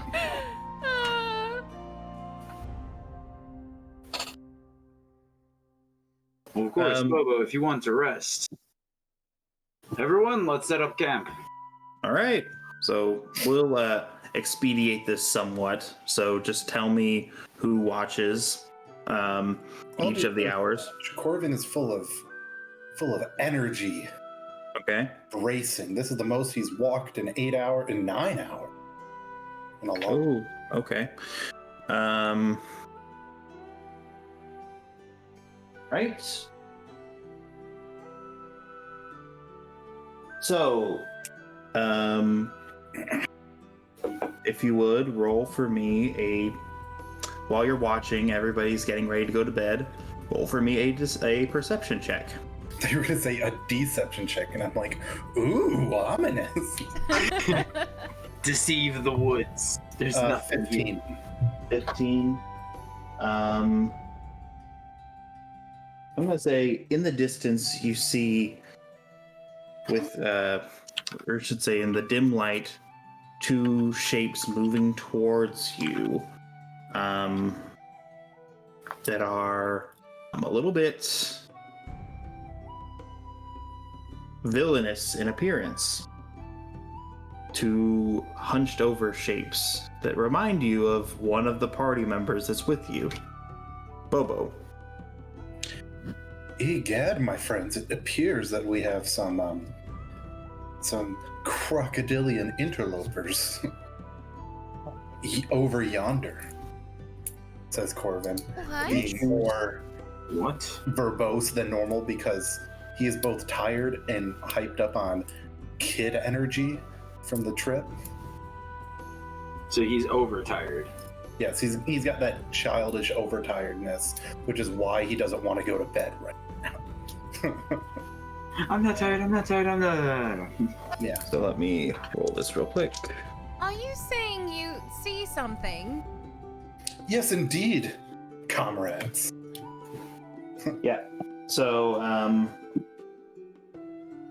I guess, I draw my rapier. Avast! Alright, so how do you respond? Do you want to fight them, or do you want to try and avoid them? Well, I'm specifically going to call to Bobo and be like, Bobo, I think we have an oh-no. Let us know if it's time to go. What about absolute silence? Did you not understand? And then I'll just go, all right, I'll just leave and you can deal with those two over there by yourself and be surprised. Sound good? So remember how I said it was two? Yeah. 2 files of 5 each. Yeah. Corvin drops the affectation and gets really sarcastic and mean. I'm like, so if you really want to go lay down in the forest, that's great, but we got those. I guess everyone roll for initiative. Wait, that doesn't mean we fight them. We could talk first. Worry about the numbers, but I guess you can try to talk to them. Well, wait, if you say it like that. Would I know anything about these people or anything? These are not gator folk. They are just regular alligators. Marching in file? Well, they're not marching. They're kind of loosely in file. So a pack of gators? A gaggle? Are they in a family? V formation? Are they a murder of gators? Yes, a murder of gators. They more they all don't necessarily approach you a single. They're not gator folk. They're just actual giant gators. Regular, but yes. Oh, okay. It says, well, you can hear other people typing. It's called a congregation for everyone. Yeah, I was just about to say that. It is called a congregation. About how far out were they spotted? I'm gonna say the edge of his torchlight. I'm not sure how far torchlight reaches. Torchlight reaches about 30 feet. 30 feet. Right, and then dim 60 feet. So, I'm guessing. I'm just gonna say he didn't have to roll with disadvantage or anything, but he rolls he rolled 15, so they're at the edge of his vision, so 60 feet away.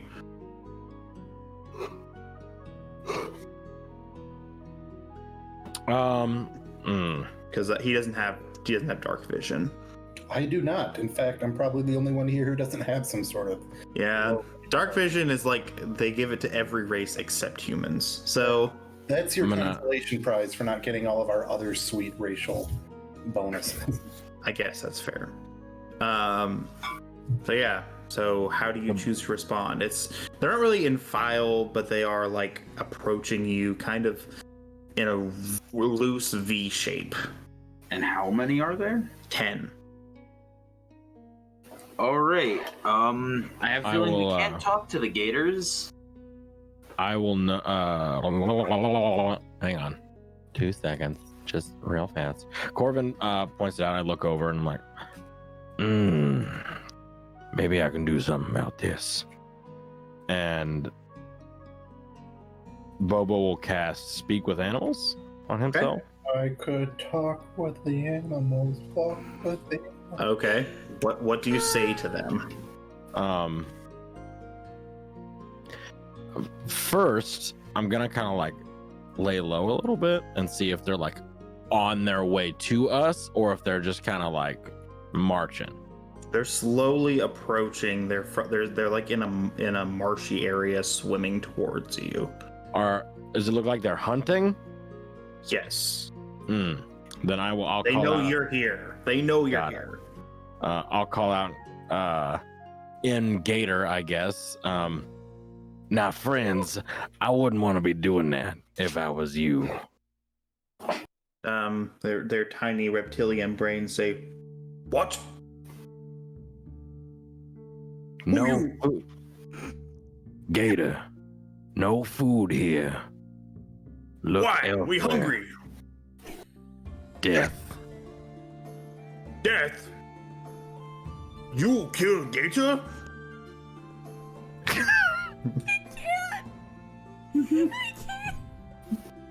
Oh yeah. Bigger. Stronger. Show. I don't want to kill them because they're kind of cute. I don't want to fight them. I'll use one of my wild shapes to turn into a big nasty gator and just I'll roar. Like roll an Gator intimidation roar. check. Can With I disadvantage. use thaumaturgy to help him? I'll say that you don't. That since you are trying to intimidate, you have the presence of mind. I won't make you roll with disadvantage in this case. Okay, cool. Because that wouldn't really make a lot of logical sense. And also, theoretically, if you're transforming into a different body, the exhaustion on your regular body wouldn't carry over. It's weird. Yeah. I think that's actually true. Like, I don't think he's just making that up. So Druidic Viagra, I love it. No. He suddenly. Am I getting assistance from Colette with a Yes. thaumaturgy? I am helping. It's like a How is- scary puppet show. How are you helping? I use thaumaturgy. How are you helping? You can't say, "I use thaumaturgy." Leave me alone. So You're like amplifying it. she's amplifying his roar and making it even louder. Okay, so I guess you'll get a +2 to whatever you roll. Hella. Okay. Here we go. What would this be? Like a performance? Intimidation. Okay. You're trying to scare them away. Hey guys, you want to know what my dump stat is? No. Charisma. Uh-huh. Oh my god. No. Can my charisma help? That's No. a 16 on the die. 16 on the die. Nice. Minus 1 plus 2, 17. I'll say that's convincing enough to get them to say, "Oh, scary, and they run away. Yes, I They didn't turn want to around. fight them. Oh, threat, run. It's like there's this little YouTube video of crabs and like this scuba diver, and it has like font over it, and they're like crab, hello, hand, hello, scared, flee. It's really cute. I remember seeing this. I love it because I remember going food, Yes, food, food, hand, food. food. Not food. Food. Crab. I'm so glad we didn't have to fight these things. 'Cause they're Crabs so are the best So, animals. Don't at me. I love They're crabs. they're so great that everything keeps trying to evolve into crabs. Yeah, right. It's true. It It's keeps true. making This is more Everything crabs. turns into a crab eventually. It's crabs all the way down, people. I'll turn back. I'll I turn back unironically into. love crabs. I'll turn back into my regular gator form. and say, wow, that may have scared the alligators off. I did just yell in like a mile radius, so probably good to keep watch tonight. I hadn't thought of that. Oh. Hmm. However, anything with half a brain is gonna hear that and be like, that's scary. I don't want to go to that.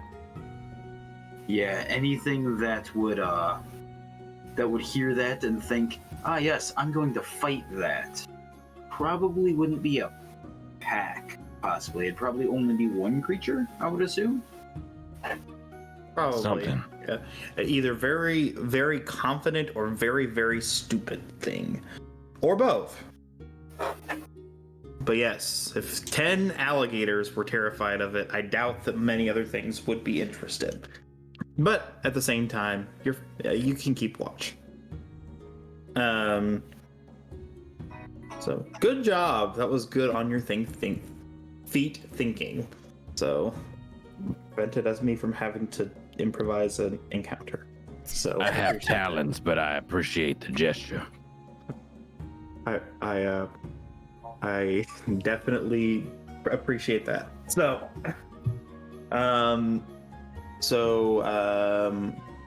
I think Corvin was first watch. The assault happened on his watch. Next up is whomever. I'll take watch number 2. Why not? All right, Leandros, you're to help Caldus and keep the mosquitoes away. All right, buddy.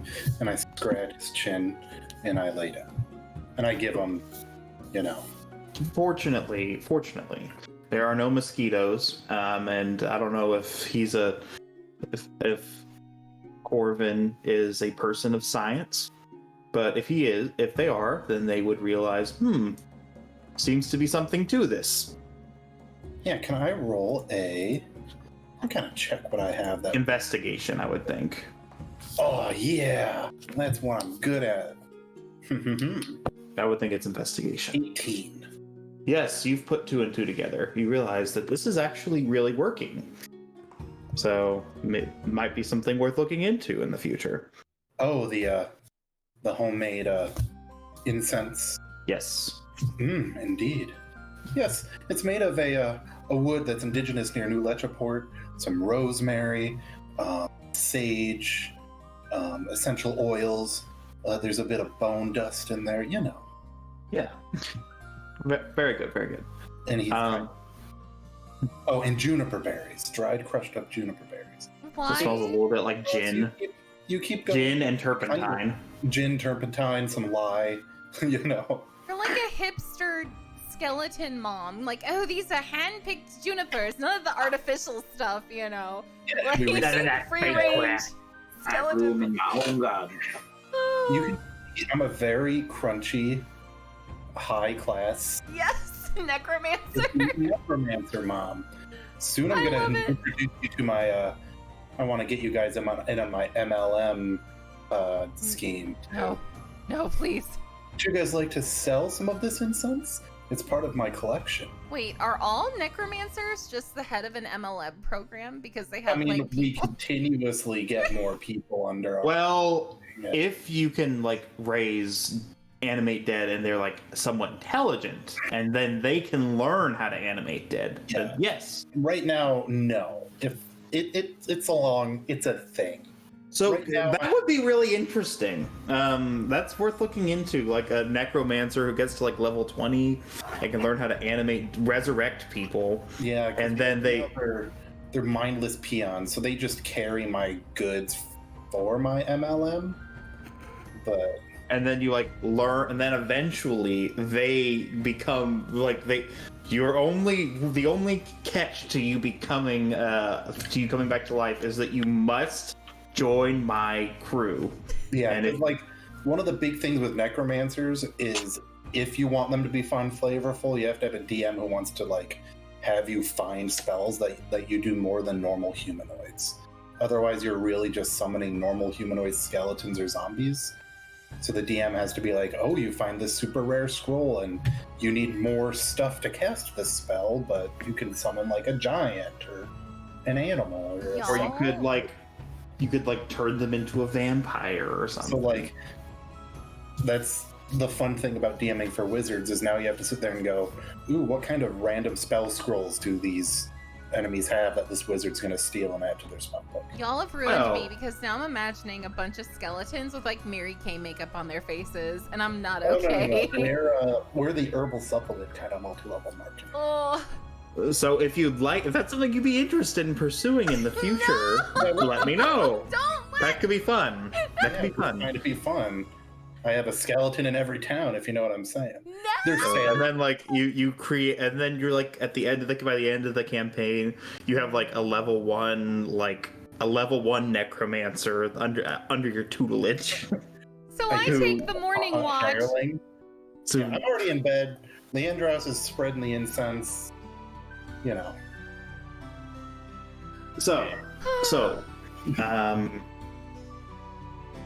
You are more or less, or I should say, Caldus, you again notice that Denis is in his trance-like state. He's been in it ever since you guys stopped marching. He's been in this state, trying to find something, and what's his name? Marco has been like waving sensors in front of his face to try and like heighten the mood. There's that. Does Mew take watch, or does Caldus do anything while he's I'm gonna write down a little bit of what's going on with Denis, and that I'm gonna just take some notes on that. Like, wow, that's wild. And then after just perusing the perimeter, I'm going to do various basic workouts, just a bunch of push-ups, crunches, find like a good branch on a tree, do pull-ups, just do various calisthenics and exercises while I am killing time. Why are you gonna make all of us look bad? Why? Well, he's getting in character. Jeez, let him be. I've been back on my workout, so I've actually been doing forearms while we've been playing. So it's people exercising while doing other things. I'd love a nice forearm to do right now. Oh, you're incorrigible. Oh my god. So, I guess Mew's probably doing watch, and again, she's doing the usual, watch. But she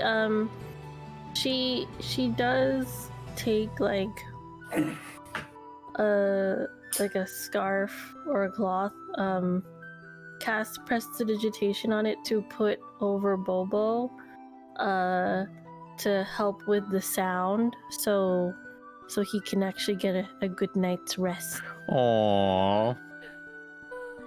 You earn 10 relationship points, Bobo. Bobo will remember this.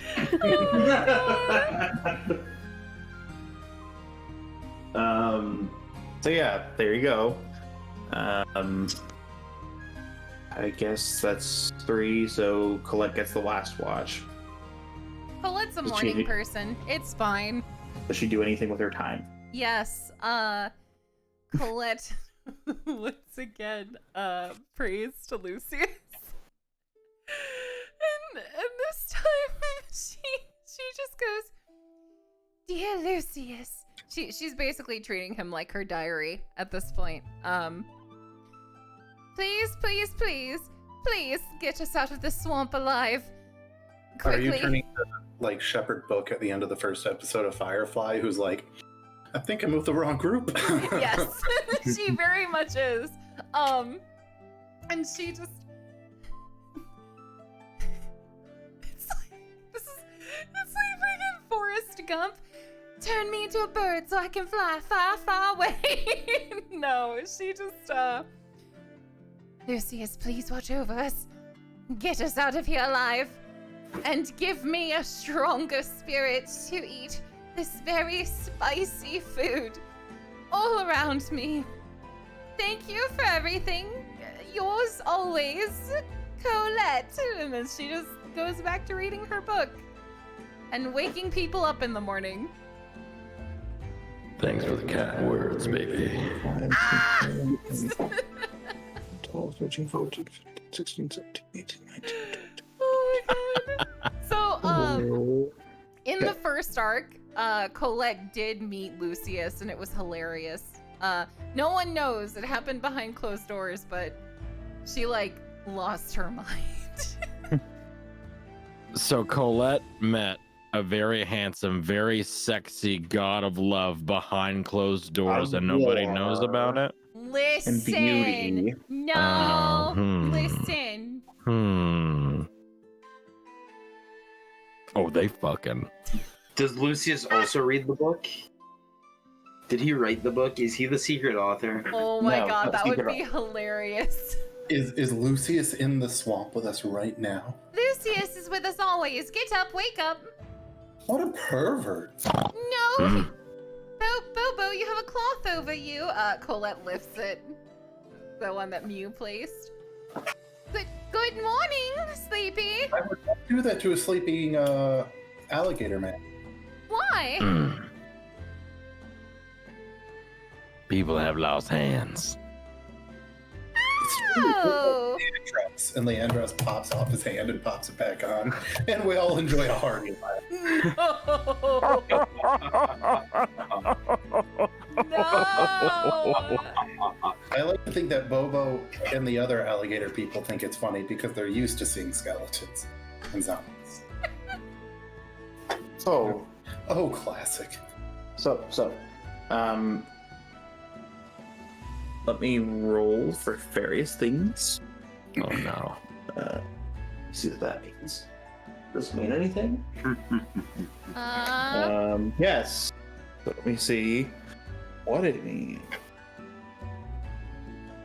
Oh my god. So, Oh my god, she's so weird. He's like, So- I put that on there as an inside joke. you wake up and it is you've noticed that the temperature has been getting relatively cold for this area of the swamp, and something of a massive cold front has moved through, and it is and it is freezing. It's literally like almost 40 degrees colder than normal. well, this is nice for Colette because she's from a cold climate. This is delightful. Yes. Windless day and no precipitation, but it is cold. It's like 30, 40 degrees. All right, well, let's unclip Cloud of Daggers and choose Dragon's Breath for today. Question. Yes. For Colette, Caldus asks, Colette, do you also have a resistance to cold temperatures? Why, yes. I don't know how many of our kind you've met, but I'm from the nomads in the Icelands, and most of us can resist cold quite well. You must have not visited our homeland. I can't say that I have. Or at least I haven't talked to many of the people there. Well, it's where you get your cold resistance from, silly. It's where we're born. Although I can't recommend the nomadic lifestyle. I don't know why we do it. It's awful. Awful. Caravan living. Woo, the temple is so much nicer. But I digress. We should be very concerned right now. I've never been in a swamp before, but I don't think this is normal weather. I'm going to, you see Corvin kind of like grabbing you see him flipping through, see them, see her, see them, flipping through their book, their spell book, and you like hear them muttering, going, "Oh man, I know I have that spell in here. I've just had friends like Leandros for so long. I haven't had to resort to this. There we go. And I cast Find Familiar, and a raven appears. I go, oh, Edgar, it's been too long. I'm sorry. It would be named Edgar. You edgy freaking. You see, he should summon 3 ravens and have Edgar, Ellen, and Poe. Frick you. Frick Edgar, you. I'm just gonna keep casting this. I got 3 more spell slots. I also cast Hugin and Mugen. No, I cast, and I get Edgar to go, Edgar, hello, my friend. And Edgar flies over and lands on Leandros's head, like, whatever. It's like, yes, you can go there, and I scratch Edgar's chin, and you notice there's a little, like, you can see Edgar's skeleton inside its magical blueness, because, you know, it's my skeleton bird, damn it. And I order them to scout ahead while we are adventuring, so he gets I think it's 100 feet or something that they can move. Yeah, 100 feet. So keep within 100 feet of me, and just let us know when anything spooky shows up. It's awful chilly today. It was hot yesterday and sunny. So I guess you're saying that if something were to appear, your bird would let you know before. Yes. So you might be able to surprise it. Yes, or at least not be surprised, and everybody can be prepared. Okay. Yes, your bird would probably have to roll a perception check in that case. So yes. Okay. So I'm assuming you're continuing the pace you were marching at before. All right. You continue down the path, walking. The first half of your journey, it's just very chilly, and some of you decide that it would be a good idea to wrap up a little bit. It does get progressively warmer as the day goes along, and your bodies also start to get used to it. And they get warmer as they move. Oof. This happens often with a sudden cold snap. Is this normal for the swamp, Bobo?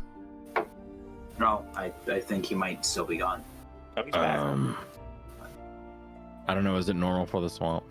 Occasionally, it's not normal, but it does happen.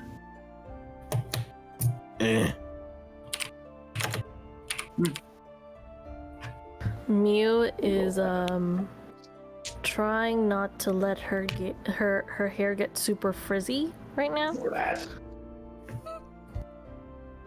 Oh, okay. This could be interesting. So, I don't like that. have your bird roll a perception check. While they're perceiving, Colette is gonna try and help Mew with her hair. 16, because I rolled a 13, and ravens have a +3 for their perception. So 16, you said? Yes. Okay. Pull something up real quick. Now I have like multiple stats blocks open. I got my skeleton man and I got my raven. Oh boy. Your regular dungeon master. So your bird notices a hunched green figure moving in your direction, looking for something, scouting around. Well, Edgar would fly right back to us, for sure. Okay. And the familiars can speak, of course. Okay. Oh no. What does he tell you? I think, can they? What does he tell you? Oh, well, he tells us about the hunched figure. It doesn't speak, we communicate telepathically, so I'm not going to give him a voice. Sorry, fans. Okay. Oh, no. No. I mean, I still can. You would just sound like a bird. Not like I have Edgar Allan Poe talking. He's not going to be like, well, I believe I saw a bunch of... Because Edgar Allan Poe kind of had an accent. He's from Baltimore. Yeah, but he had he also had like a drawl to his voice, apparently. as an aside, did you know the Baltimore Ravens were named after the poem The Raven? God, you're so fancy and wise. That's why you're the DM. Why do I learn things during this campaign? Friggin'. Yes. And I think one of their mascots is like either Edgar Allan or Poe or both. And I'm not making this up. This is true. Does Corvin convey what Oh they yeah, find? no, I'm gonna tell you guys all of Okay. that, of course. Okay. And then I'm gonna give Edgar a treat, even though Edgar doesn't need to eat. Okay. That's cute. So a hunched green figure searching Yes. for something. Looking something vaguely resembling a human being. So it could be anything. Like you know what? But it looks like a human, not like an alligator, I should mention. Would that be like an Arcana check to guess what it is? Yes. Ooh. 14. I say it like that because I could have gotten. You could have gotten better. Could be an intelligence-based thing I'm trained in. So could be a hag, possibly. could possibly be a hag. Well, it could be a hag, not to be confused with my great aunt Doris. Now she was a hag. So Figuratively. Bobo, roll a history check. Great. Yeah, I'm real good at these. Roll with advantage. Roll with advantage. Mhm. Because this is something you would probably know. Well, I got a 1 and a 2. That's a 12. As I said, a 1 and a 2. That's the highest you got, a 12? Yep. Okay. So you vaguely remember something that you can mention to Denis, and he'll look over to you. Sounds a bit like, or I should say, it reminds you of the Wretches? So I go over, I look over to Denis and just go, wretches. That's it. That's the tweet. Like to see him so soon. Sure does sound like a wretch. One of them wretches that live in this swamp. Sorry to interrupt. What is a wretch, sir? Damn, I definitely know what a wretch is, and I definitely explain it to you. Yes. I was asking. Well, my voice sounds a lot. Denis is a little bit, or I should say, was wise in the ways of the ancients, because he has walked many paths, trying to find the first path that he walked. The wretches been haunting these swamps for years. They're the reason we came out here. We think they've gotten the first of our paths that we walked. Oh? Oh, so we're getting close. I think that's what that means. I didn't expect to see him so close to the path. Figured they'd be deeper in the swamp. And he takes a swig of whatever's in his skin, and he coughs a little bit. These damn creatures been bothering us for years, lifetimes. So, are these creatures, these wretches, are they the kind that you want to avoid, or is this something that has to be fought in order to progress? Is this in character or out of character? Yes. in character. Like, do we want to fight this, or do we want to try and avoid it? Problem is, they're the only ones that know where we gotta go. It's possible that we will have no way forward without them. Maybe it's not such a bad thing we ran into one so soon. So do we have to take it alive in order to use it? We're gonna try to follow it, drag it back. I ain't thinking this thing gonna be real keen on being a tour guide, didn't he? Here for 1,000 years and one. I think you're right, Bobo. But as far as I can tell, I don't see any way forward without it. Might be worth looking into, even if it don't work. We want to get a jump on it. We want to try to talk to it. What can they be reasoned with? My memory does not serve. Nobody's seen one well, no one's seen one and lived to tell. Our people have been hunted by these things for generations. But perhaps if you can give it what it wants, something of value to it. Something of value, a treasure? Well, these wretches, no one knows for sure, but it's said that they value the bones of our people, of any living thing that comes across. They use them in some sort of heinous ritual of sorts. No one knows, because no one's talked to one, but those who've seen glimpses say they carry around bones and heaps of flesh on their shoulders. Carry our scales like gauntlets, and our claws on their necklaces. Man, if only we had killed a bunch of alligators yesterday.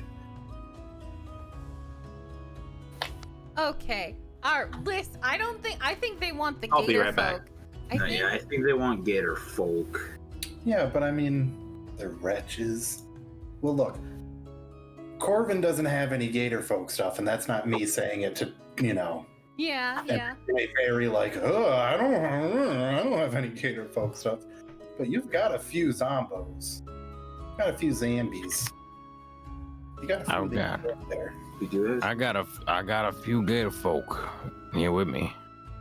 I mean, These if Leandro skeletons. were gator folk, I'd give him up, but look at that. Look at that jaw. That's a human jaw. I don't think Bobo wants to give up his people, though. Well, you're right. I guess we just give up and go home. Well, no, but certainly not. I could see how much they'd be willing to take my club here, fashioned out of the thigh bone of my grandpappy. No. We wouldn't get hasty. No, No, we're not don't giving up any family member parts today. Now. This is the most important thing that I could possibly do for my people. And if that means giving up family heirloom, so be it. What did I miss? That's very noble of you.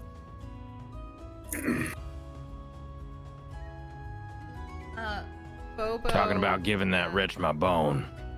If you know what I'm saying. No! No! We don't have a bard, but we got the next best thing, a druid with 8 charisma. We do have a bard. Yeah, but she hasn't tried to seduce anybody yet. There hasn't been anyone that she wants to seduce. It's always just been potatoes. Well, do you want to seduce her back? Wow. Like her attention is in the kitchen is basically what she's talking about. And she's keeping it professional, Colette. You may be staring at her butt and tail while she walks in front of you, but Colette is very well put together. She would never. This Corbin goes back to holds reading up her your book of smut. no, Corvin is holding it up because he borrowed it while you were asleep. Oh yes, you're right. So, Give that back. what is the way forward? We're gonna go talk to the wretch. Yeah. Diplomacy first, and if anything goes wrong, weapons drawn. If anything goes wrong, I'm going to suggest someone roll a knowledge arcana check. One person may roll. I've got a +7, folks. This is what Corvin wakes up to do in the morning. I got a 10. You wake up in the morning. Nothing occurs to you. So yeah, you can go ahead and try to persuade this thing. May I contact Lucius for guidance? No. Gosh dang it! No, Bobo. Mm-hmm. I've been a bit practiced in the ways of communication without provocation. Would you like me to try, or do you want to do this? Bobo like scrunches his brows a little bit, and he's like, I do not think this the place for propositioning. He was like, Perhaps when we get back, I mean, we could bow down a couple of moonshines, but some things take precedence here. Mia puts away her loot. She's like, oh. I'm talking about persuading it to lead us without it turning into combat. You know, Caldas, I would not have seen you as the submissive type.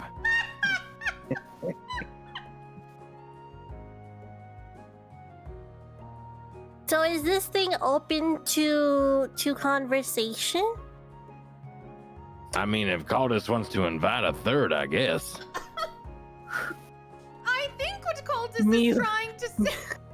Mew looks at him like, Quietly steer. oh, I see. I think what our dear leader is trying to say is, do you want to talk to the wretch, or do you want him to so it doesn't kill us?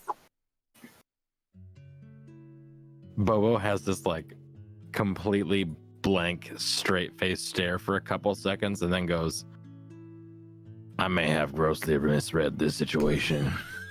Mew sits there. She's like, no. I think you were on to something. Well, whether anyone is on anything right now, we should wait for after the swamp. Anyway, you have about it's about 100 feet in front of you, and Edgar knows where it is. You do have the ability to sneak up on it if you choose to do so, because it does not know you're here. It's hunting, not necessarily aware of your presence. I think I'll give it a shot. I'll give it a talking to. I take, let's see. I take Landry with me. Gator folk skeleton that I have just in case. But I think y'all maybe sit back, stay hidden. If things go south, maybe jump out. Okay. Now, is this a romantic endeavor? We'll see. Maybe it will be. Okay, I'll stay on the sidelines and I'll provide assistance. Mew, it's just like a love torn between two worlds. They're from different kingdoms, and they fought for centuries. Mew! And Colette starts like fangirling at the idea. Mew just kind of softly smiles at Colette and goes, uh-huh. I'll tell you more while we're hiding. But yes, in the story, these two, she just like trails off while. Oh. Okay. I think my joke might have missed. I'm gonna go talk to this thing now. Okay, so you go into the woods. Bobo, don't worry. If anything happens, You're trying to be seen, correct? Or are you trying? Yes, I'm walking with open arms, kind of my hands down, but with the club in my hand, Okay. with Landry in tow. Okay. So you are approaching the creature, the wretch, Mm-hmm. and as you I'll approach, call out. Okay. Call out to it. Wretch, may have need of some assistance. Whatever do you want?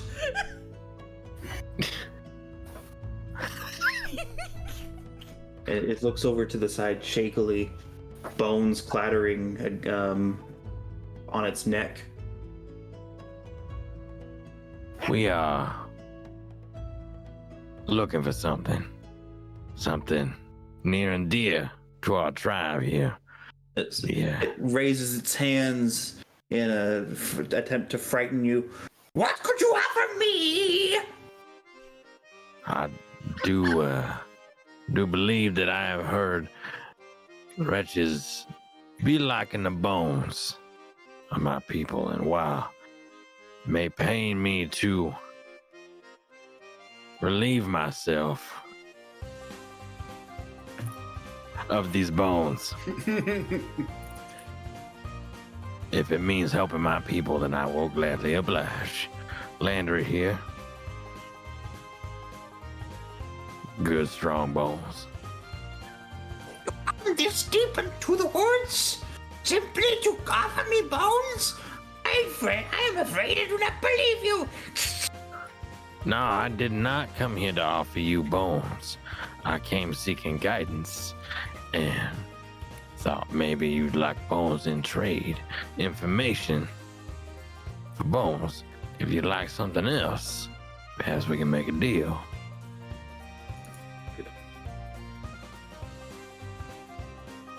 Few living creatures among you? I'm sorry, could you say that one more again? You You're peeking any into my- living creatures in your midst? You're asking if I have living creatures. Bone? Simply decoration, window dressing. Flesh I crave. You crave flesh. Yes, it enhances my beauty. She pats a slab of meat on her cheeks.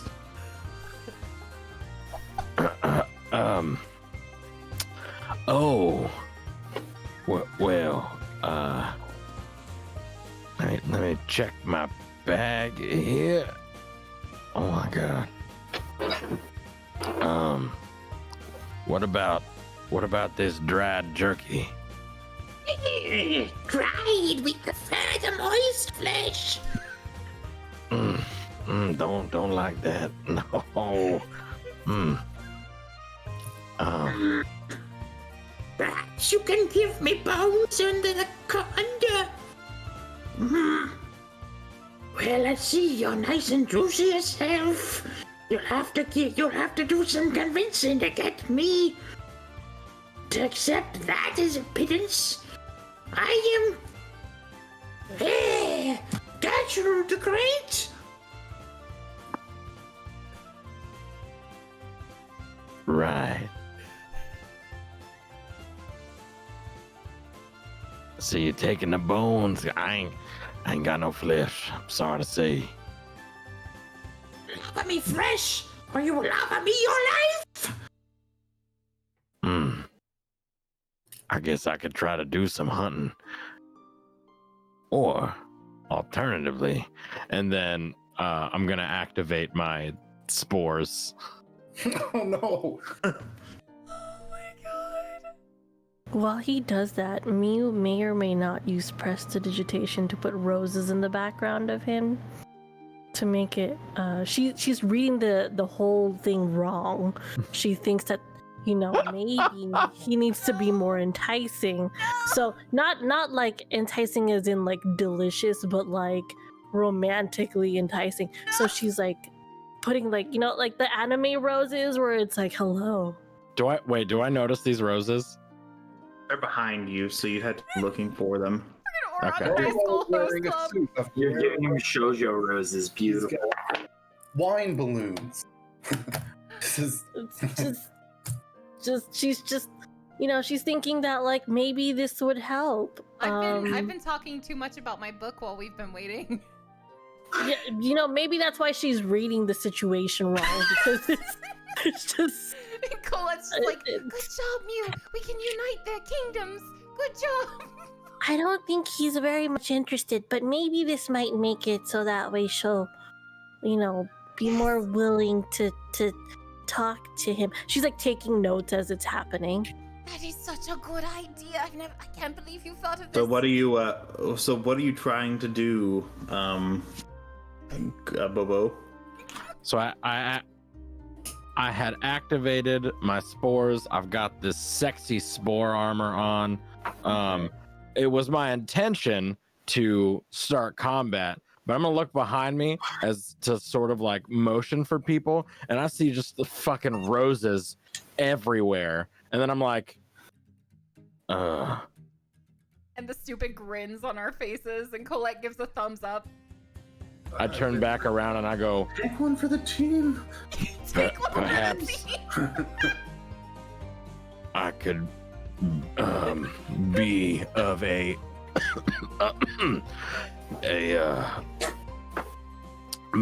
you look that raw meat must do wonders for the complexion. I must say, enhancing your beauty is an apt description.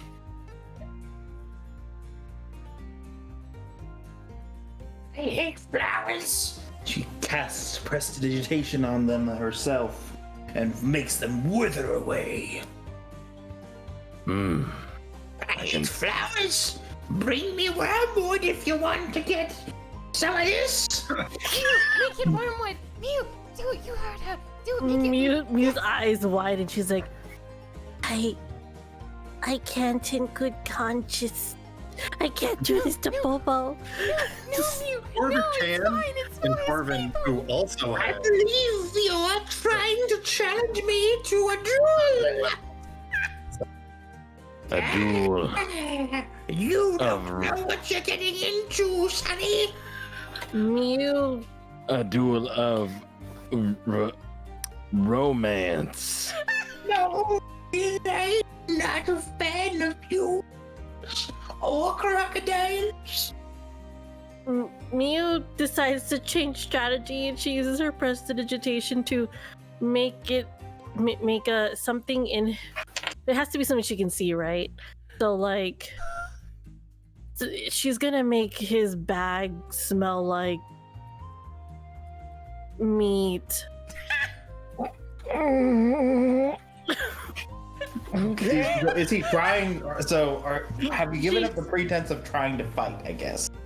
She's not. We're trying She's just trying to help at this point. She doesn't know.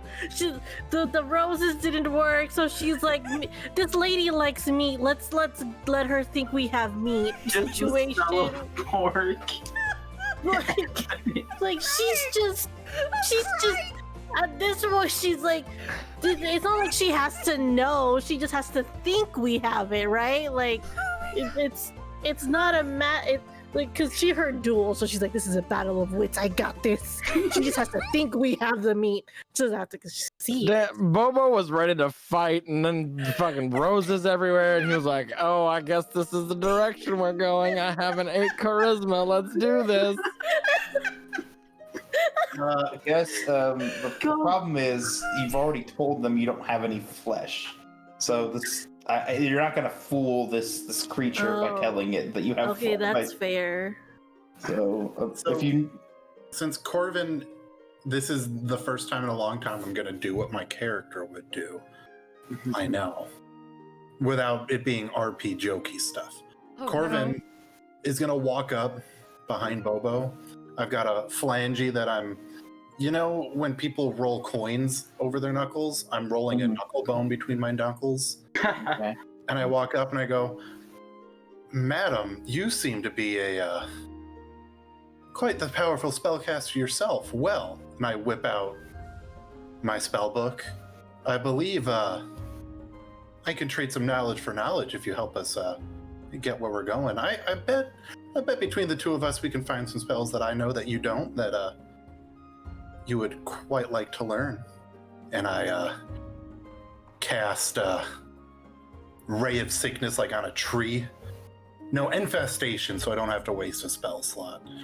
So that the tree gets all like full of bugs and eaten up and fall down. Yes, I like seeing this, but man not superior to Gertrude. Exactly, Gertrude. And we gotta keep it this way, shouldn't we? Colette runs out of the bushes, falls flat on her face, gets back up and runs forward and goes, You were there. hello, I have, Well, no, seriously, I've got it here. no, I'm like, I can make meat. I have the spell to, No, you can't. You have the spell to make food. it You just make said in food. chat that I can make meat. You're telling me that she lied? I was asking if you could make meat. Bobo just face palms and like pinches between his eyes on his snout. rewind, because this was working. She's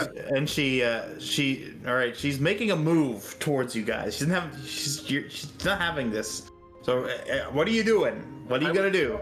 That I agreed with her that none is better than her, and we should keep it that way by adding some more tricks to her repertoire.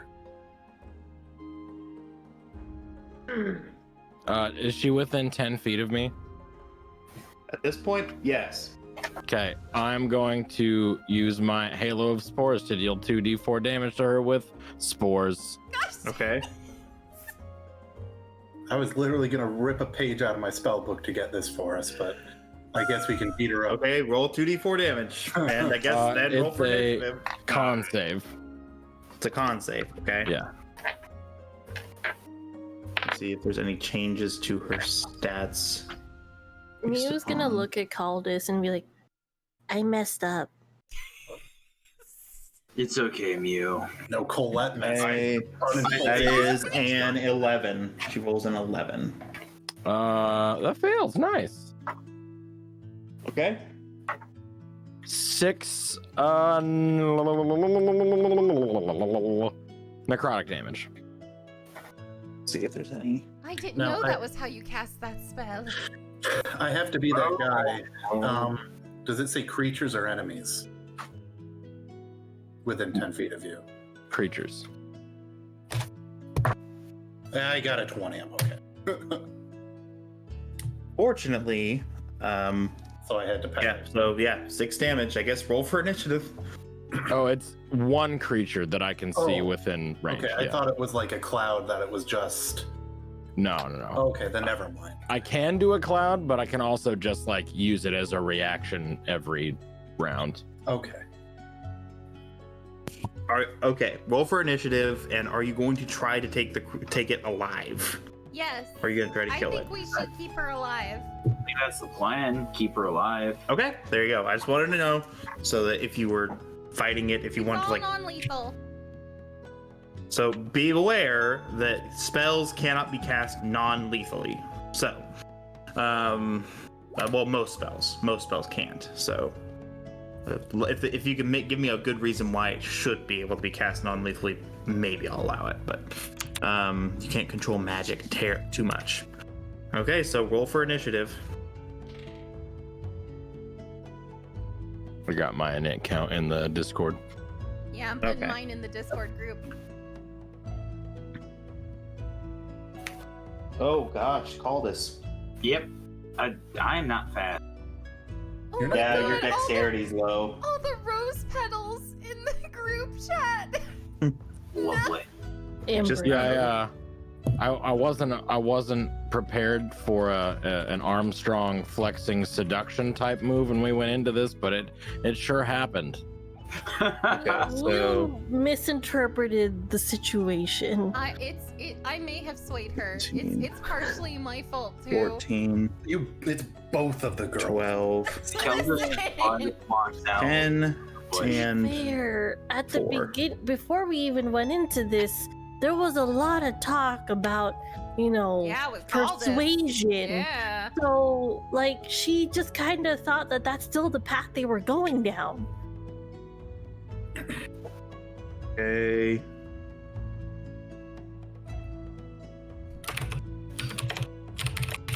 No, these images, I can't.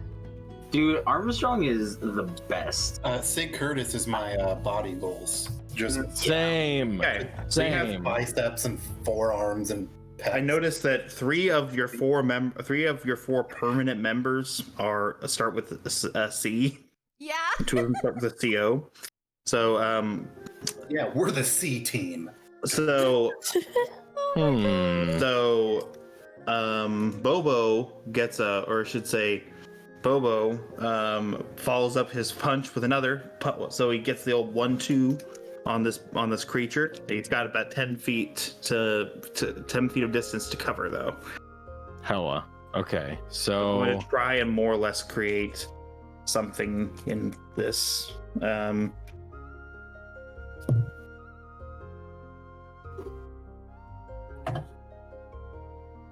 Okay. I'm gonna assume everybody else is I'm just gonna say for simplicity, everybody else is 10 feet behind you. Mew is going to be I had walked right up next to Bobo. Okay, so I'm gonna say you're to his left. And Leandros is right behind me. Okay, Leandros. I'm more or less creating a grid from scratch, so bear with me. This was not a planned encounter at all. We could have talked our way out of it, but we messed up so bad. So call this. isn't that what D&D's about? It is. Yeah, pretty much. That and drinking. Gosh. 2, 3, 4. Oh yeah, I should pour another Missing Colette, who I'm guessing is next to Mew. Of course, always. Well, probably in front of Col. No, that wouldn't make sense. So Mew's behind Leandros. Actually- Colette is behind Beard Princess. So an idea of what you're looking at: Mew, Leandros, and Corvin are in a single row.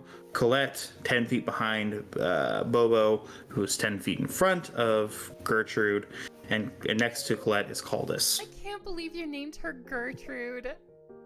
Gertie. Okay, so how do you do? I'm gonna cast Shillelagh on my grandpappy's bone club Okay. as a bonus action, and I'm gonna move up and do a slappy. A bonus action? Oh, come on. Heck, all of you. Heck, all of you. That was good. Heck, all y'all. I ain't healing Okay. no one. So I guess roll the hit. Hate all of you. Oh my god. Just as an aside, I have been given a sneaky peek of your commission from Andy there, Right. Psyche. Oh, the thing I have her do, the secret project thing? Mhm. Isn't it cool? Mhm. I'll probably have it next Thursday for the overlay, and I'm so excited. Oh, that is that's an 11 to hit. To everyone in That chat, does not hit. Okay. Yep. That's all I can do. Oh, just kidding. I'm gonna roll 8 bow attacks from skeletons in the trees. Why are the mods trying to ban me? Heck, all y'all, you can't ban me. So yeah, I'm guessing they're over to the sides. I'm gonna say they are in a straight line, starting above Corvin. Gonna number them 1, 2, 3, 4, and to your left 5, 6, 7, 8. So like in a straight line, and you're more or less at their center. They're probably close enough to where they don't have to, where they're not rolling with like disadvantage or anything. So 10 does not hit because an 11 did not either. What about 15? no. 15 does not hit. What? 18. Does.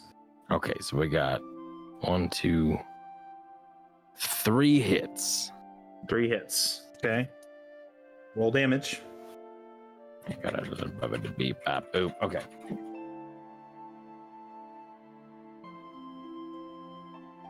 That is 8 damage, 4 damage, and 6 damage. 2, 3, 18 in total. 4, 5, 6, 7, 8, 9, 10, 11, 12, 13, 14, 15, 16, 17, 18. Wow. So 3 arrows pierce her left hand, her right shoulder, and her left thigh, and she she reaches down, grabs the blood, and smears it on her face. Delightful.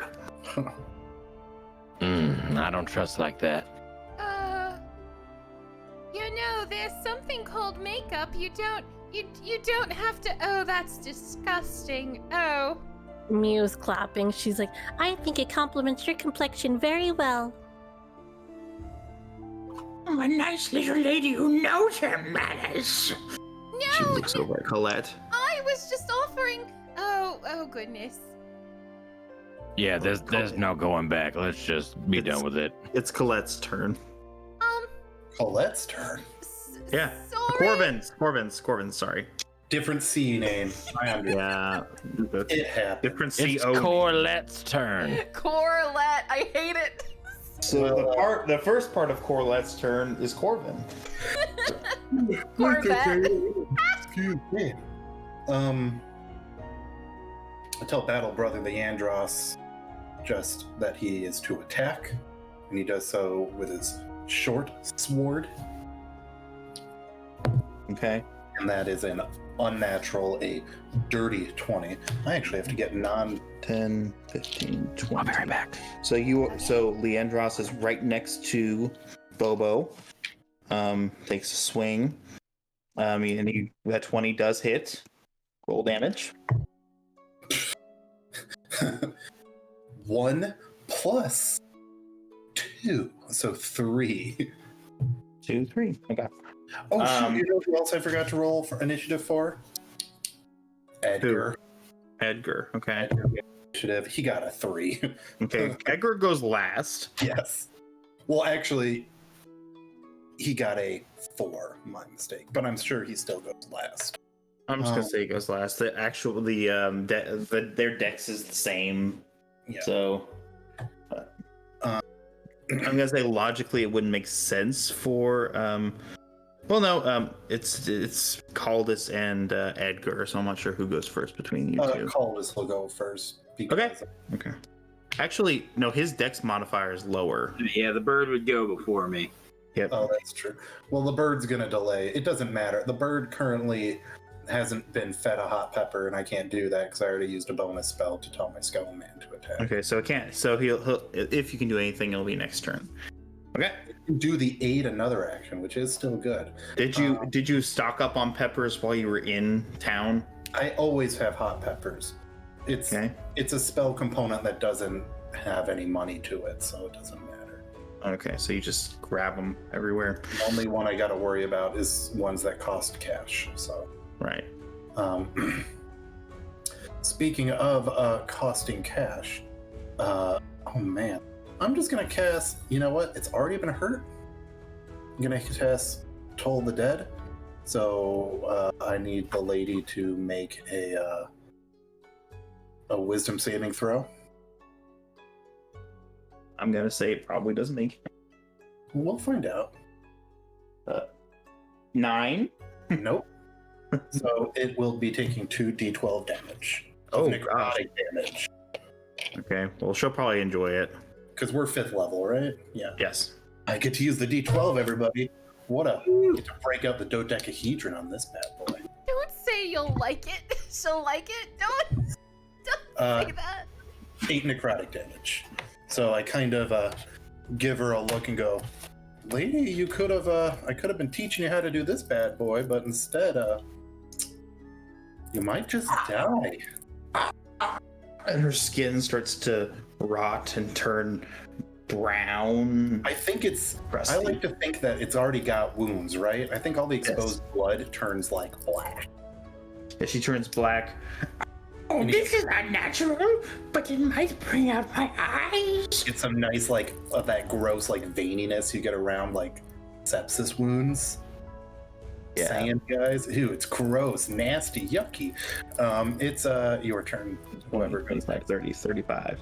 Okay. I'll also say that it's that if you want to bring her alive, you can't use like ranged attacks. So Oh. you can't shoot them with arrows because you can't accident. I'm just gonna if you want to save somebody, you probably aren't gonna be able to shoot them. So all I can do. She's not close to dying.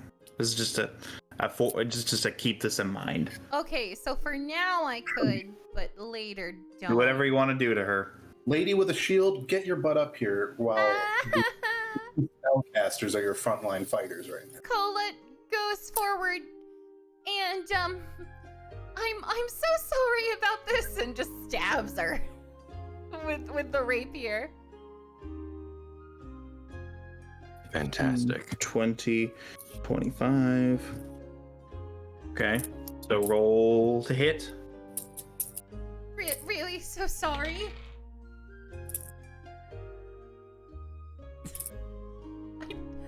I don't think a 12 hits, but I want to Does know. not. It does not.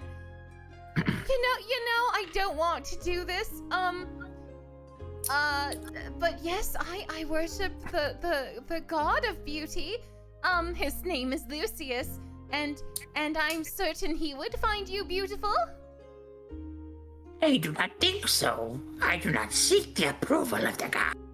Well, that's probably why he likes you. He, likes difficult women. But good for you.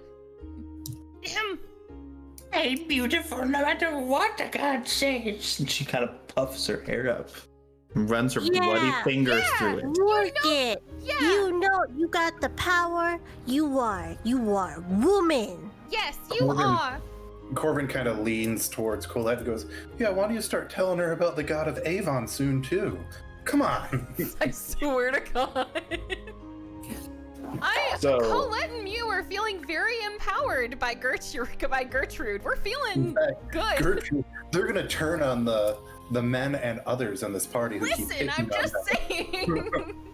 She's Very right, though. dirty over here. So that's the She end of my knows turn. she knows she's ugly. She's trying. Her ugliness is what makes her feel strong. So I so like she- it. You go, girl. Okay. Next up we have Mew, who is standing behind. Well, was standing behind the skeleton, and is now 10 paces behind. Or 2 paces behind Corbin. Okay. So Mew's not gonna go too close. She'll probably just see. She will probably be like, she'll probably stay where she is. She'll have to shoot through some people. She'll probably like step off to the side a little bit, so that way she doesn't like hit anyone or anything but she's just gonna, while she's like walking, she'll be, I could really learn a lot from you. Everyone always talks about wanting to be beautiful and everything, but really, we determine that we're beautiful, not anyone else. We determine we're powerful, not anyone else. You know what you're talking about. You know what you're doing in life. Yes. You tell her. She's just like, if it wasn't for the fact that we actually just needed your help for something real quick, this whole entire fight is just kind of ridiculous if you're asking me. Because I could really learn a lot from you. So and what are you trying to accomplish with Ooh, this? persuade her. Persuade her. She wants to persuade. She's. I'll help. Can I try to persuade? Go ahead. Yeah. Yes. So she's like This going. is an at action though, so you can't attack. That's fine. That's fine. She rolled a 29. No, doesn't work.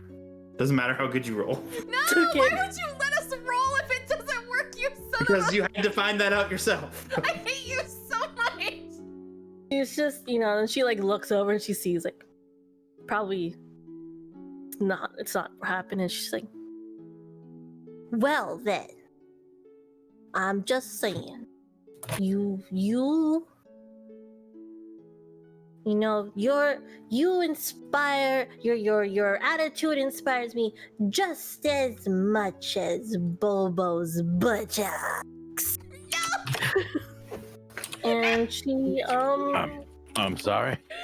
well, I'm just saying, if you get little buttocks and it looks so pretty, then you go ahead and sparkle the city. And she uses her bardic inspiration to inspire Bobo. On the butt. I mean, the glitter just happens to be focused on the butt, but yes, she wishes to inspire Bobo. All right. Okay. So there's that. That is her turn. Gertrude is not amused. She's in pain, although she is, doesn't really care.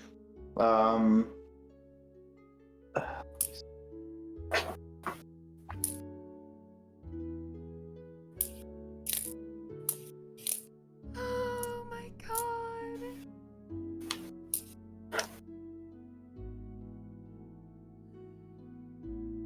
We have So 2 she- minutes. She, I mean, I can stick around in the fight. It's really the people who work tomorrow.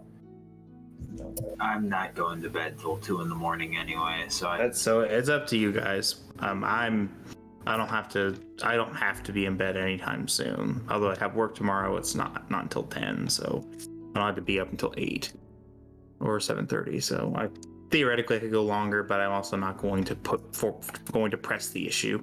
So We could try and finish the fight. okay, try and finish the fight. Figured. Okay, try and finish the fight. let's go. So she is going to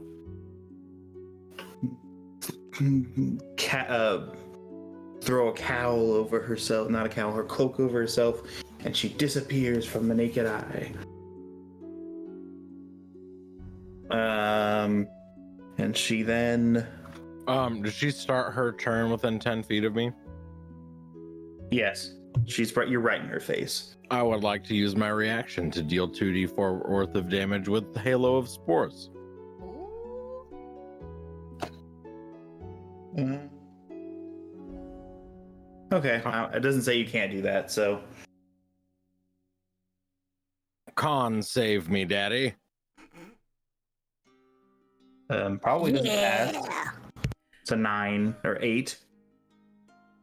That does not. You are correct. Okay. 3 damage. Wow. Okay. She gets infested with spores and she starts to crust up. Ugh. But she is now invisible.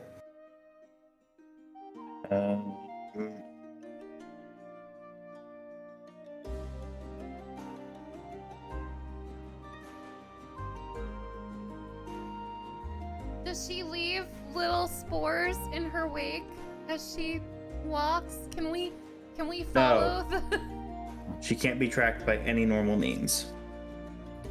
Okay. So that's her turn.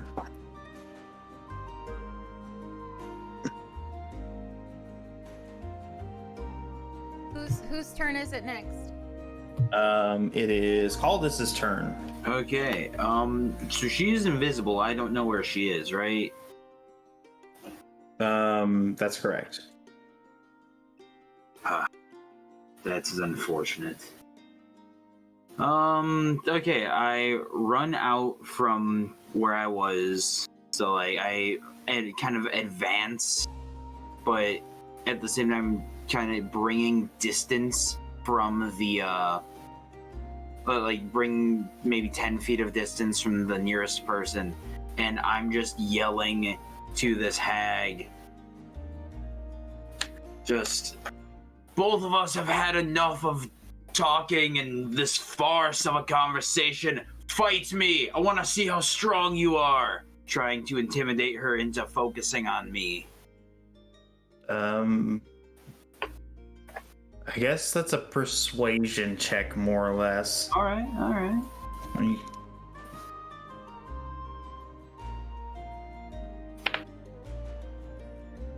That's a 15. Noted. But, Okay. Do you do anything else? I mean, I just have my sword ready, and I'll hold my action for if she appears within striking distance. Okay. Fair enough. All right. It's now. Edgar technically could have gone, but he doesn't have anything. Well, So I guess he probably returns to you. Well, he is going to prepare to use the help action when the lady reappears. Okay. Very good. Whoever attacks her next. So I guess I should ask, because I haven't run into help very often. If help is cast, or not help, if an action is held, so you just say hold until this happens, it happens, and then everybody can simultaneously take actions, basically. Yeah. Is that correct? It would be like in their initiative order, though. In initiative order. Okay. So They go, I delay until blah blah blah. okay, it is Bobo's turn. Great. So we're currently in mucky water grossness still, right? Yes. Well, it's you're on the path, so it's not, so you can. There's stuff off to the sides. There's muck. This is more not paved, but it's not difficult terrain. So I'm gonna look around for footprints, water ripples where she might be moving. fair. Okay. No rain in the last few days, but I guess full perception. I'm okay at this. I'm okay. 18. Trying to think. She's not trying to be stealthy, but she's also invisible. Let me see if this actually works or not.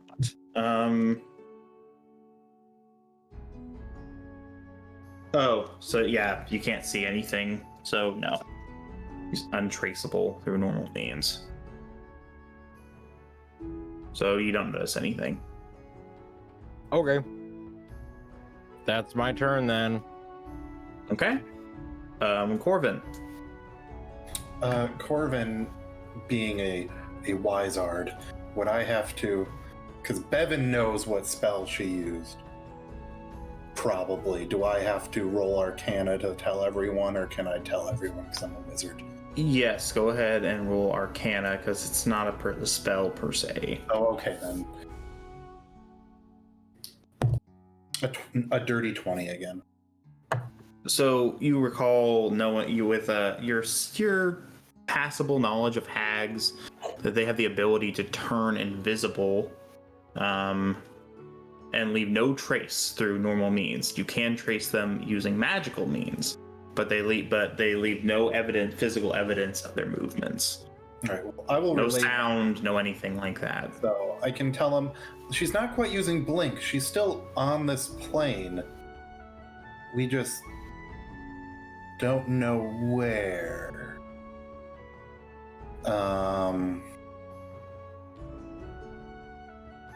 Shoot. And that was an action to do that, right? I'm guessing. I'll say it's a bonus action. Action. It's a bonus action. I don't want to start shooting magic in random directions, but I'm prepared to. Now, I'll prepare to cast Tasha's Hideous Laughter when they come back. Okay, prepare Tasha's Hideous Laughter. Gotcha. Okay.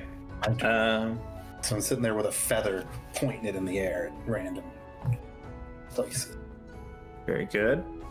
Colette. Okay, so she's still here, but we can't find her unless there's a magical means. Thank you, Corvin. If you have an area of effect spells, you can kind of just, just sprinkle them around. There is one spell I could use. I cast Create Food and Water. Actually, listen, hear me out, okay? If all we're doing is trying to find her, and I summon in an area, all this water and crackers, it's gonna land on her. Hear me out. No, because the food and water you make isn't magical. No, but we're so even if something lands on her, it won't, shoot. Okay, never mind. Yeah, it's hard with it's magical. It's magical. The force. It's the force. She's doing that thing. She's reapering. You know when Reaper could turn like Yeah. and like slide around and people couldn't shoot him. Question? What? So thaumaturgy can do like a lot of different things, right? None of them are useful though for combat. But I'm trying to unveil her through magic. I'm not trying to hit her per se. Read me the spell description of thaumaturgy. Okay, so you can do like a minor wonder, like a sign of supernatural power. You can cause tremors in the ground. You can what could work? We could echolocate. I could create sound. There are other things it can do, but I don't know if they would unveil her. But if I created tremors, magical tremors in the ground, perhaps? Yes, they I'm just probably gonna not. let you But also, know. you can't just like say, "I cast tremors" where she is. I'm pretty sure Mew would have a spell that would be super. Mew does have a spell to help the Well, situation. then Well, what Colette is going to do then, if she hears Mew say, "I got this." Mew's, yeah. I wouldn't say she says that she got this, but Mew's like, magic? She's using magic to hide from everyone? Do you wink at Colette? And then she probably does. She She's stares directly at the camera. Oh my gosh, Yeah. y'all, hold on. We just got a huge raid. What? Hello. Hello, the Adventure Archive. Give me a second, y'all. I'm gonna show them the raid video. What have you done? Oh no. Okay, I'll be right back, y'all.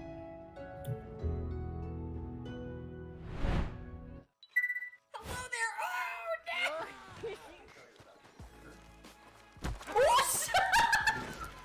There's two of them. We're all a bunch of tits and toots in the smut hut. No, we're not naming it the friggin' Smut Hut! No! Yay! He's not gonna mess with us. Oh, no! Acorn shell. Oh, you guys suck so much! Welcome to PsycheSiren Streams. Join us. Join the community. You'll have a great time. You won't regret it. Go ahead. Subscribe today. Follow. Join our Discord.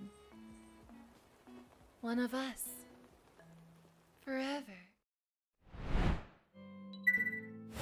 So yes, everyone, hello. My name is PsycheSiren. That is just all the chaos that happens on this channel. Usually on Thursdays are our D&D nights. Oh my god, there's so many of you. Hello. Oh my gosh, hello L2. Hello Mother of Jedi. I love that name. Hello Alan. Hello Savaris. I'm sorry if I said your name wrong. Hello Heltinda. Oh my god, what? Hello Mama. Oh my god, y'all. Hello Magic. Thank you so much for making my night. So thank you for the follow. Hello Amarison. So, hello. Oh my gosh. My name is PsycheSiren. I am a therapist, but I decided, you know what? I'm gonna stream and make therapy not scary. Show them we're normal people.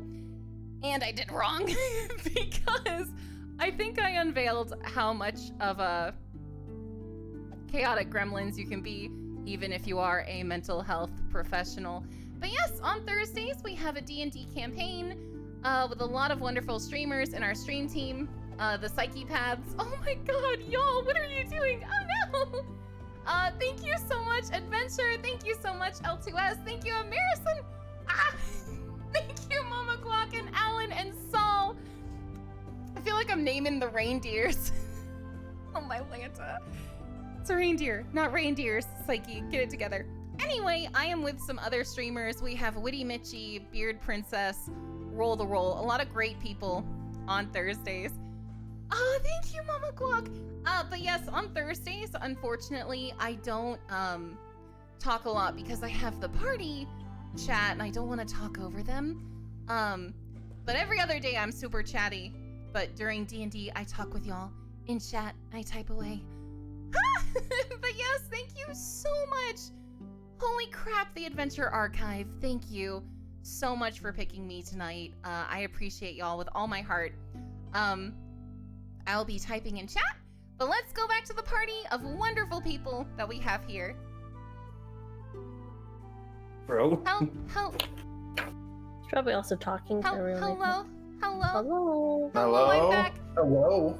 Just imagine that my cleric heard the word of her god for a second, and I just went in my head to pray. I'm back. Sorry, I was. So that was a very long, very long 6 seconds. I'm sorry, I was talking to the voices. All right, it's that's fine. cool. We'll skip your next 3 turns while you're praying. That's great. Heck, All right. oh, y'all, I ain't healing no one. You freaking.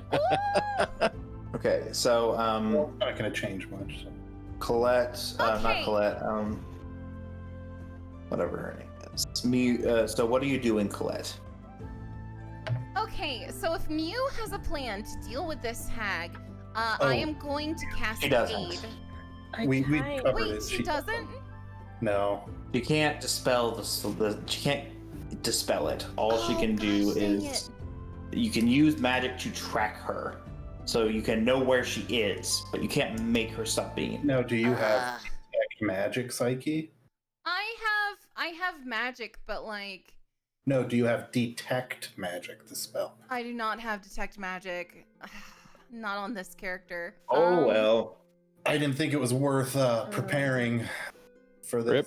I do have the one that you guys mentioned that could be an alternative, though. Oh? So Fairy fire? Do you have it or do you have access to it? I have it. So believing What that does it do? Mew can do the thing, Colette is going to cast aid. Okay. With on Mew, on Bobo, and on Corvin. Much Very fire. Yeah, aid Yeah, she just basically. posted there Yeah. in chat. So she I just has posted to it in choose the correct 20-foot cube. the. Yeah. Okay. It's a guessing game, but yeah.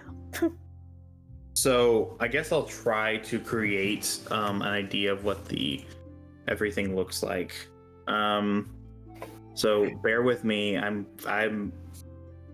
This is experimental. It's highly experimental. Now, if you don't mind me suggesting, if you don't want to make a bunch of, 20-foot cubes for her to do this to, you can just come up with decide the amount of cubes she would be able to be aiming this at.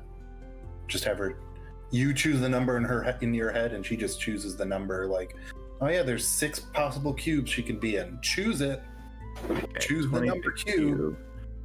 Oh, so it's like a shell game. For all the lovely Yeah. people that have raided, we're in a swamp and a hag has just turned herself invisible, and we are trying to find her. And it's a thing. We'll get there. Everything's fine. It's gonna be fun. It is a cube. I googled it because we're always confused about it. It's a cube that is 20 feet on each side, so it's a 4x4. So it's a 10-foot radius. So 10-foot radius. So it's a 20-foot cube, and everybody in that 20-foot cube shed dim light within a 10-foot radius. Okay. So then there's it'll be a 4x4 cube on the map. And anything in that would have to do a dexterity saving throw. And anything that fails shed dim light, and any attack on that creature gets advantage, and they don't benefit from being invisible. So since it's a creature, though, if she casts it in a square where me and Caldus or me and Bobo or Bobo and Psyche are, they also have to do the dexterity saving throw because it says creature, not enemy. The 10-foot radius is more for like if we're trying to use it to light ourselves up in a dungeon. Okay. So it really doesn't make much of a difference for you guys. But it's the second part that they don't benefit from invisibility and they get it. So there's like, I'm going to say 10 possible locations she could be in if you cast that. So 10 possible cubes. I guess just either pick a number or roll. Let me think. She could have gone 30 feet. 20.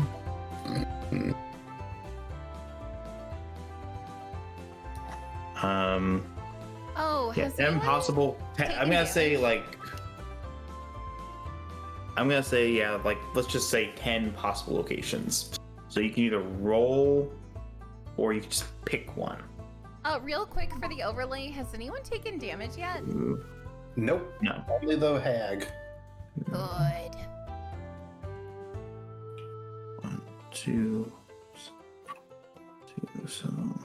so 12 possible locations. Actually, she could have got 12 possible cubes. So you can roll a d12, or you can roll. You just pick a number, and that's where you cast Fairy Fire. Okay.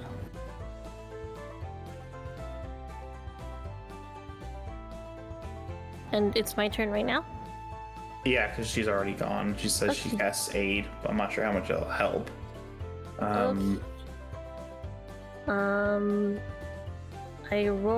rolled a 3 on a d12. So let me orient this. I was just hoping to hear you go. 2. I actually did do that, and I realized I was muted, and I was like, oh. Okay, it doesn't hit. I was hoping for Teeth to take that big sigh, like after you said, I got a 3. It doesn't hit, no. Darn. Worth a shot. Okay, it's worth a shot. What spell level is that? Just out of curiosity. First level. First level, really? Okay. So that was Mew's turn. It's her turn. So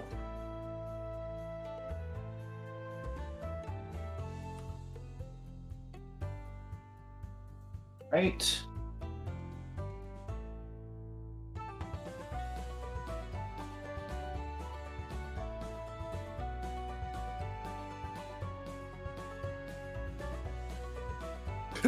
I'm thinking. You scared me. You scared me so much.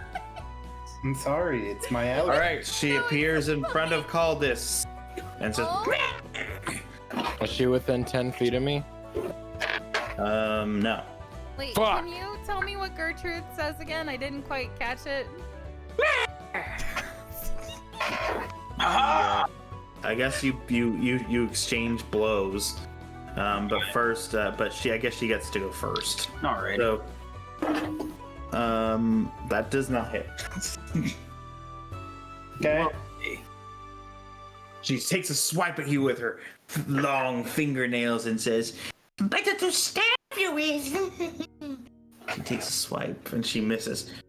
Piss. She's sounding hotter by the minute. I don't know. Right, well, I held my action. I'm gonna unload on her. Rephrase.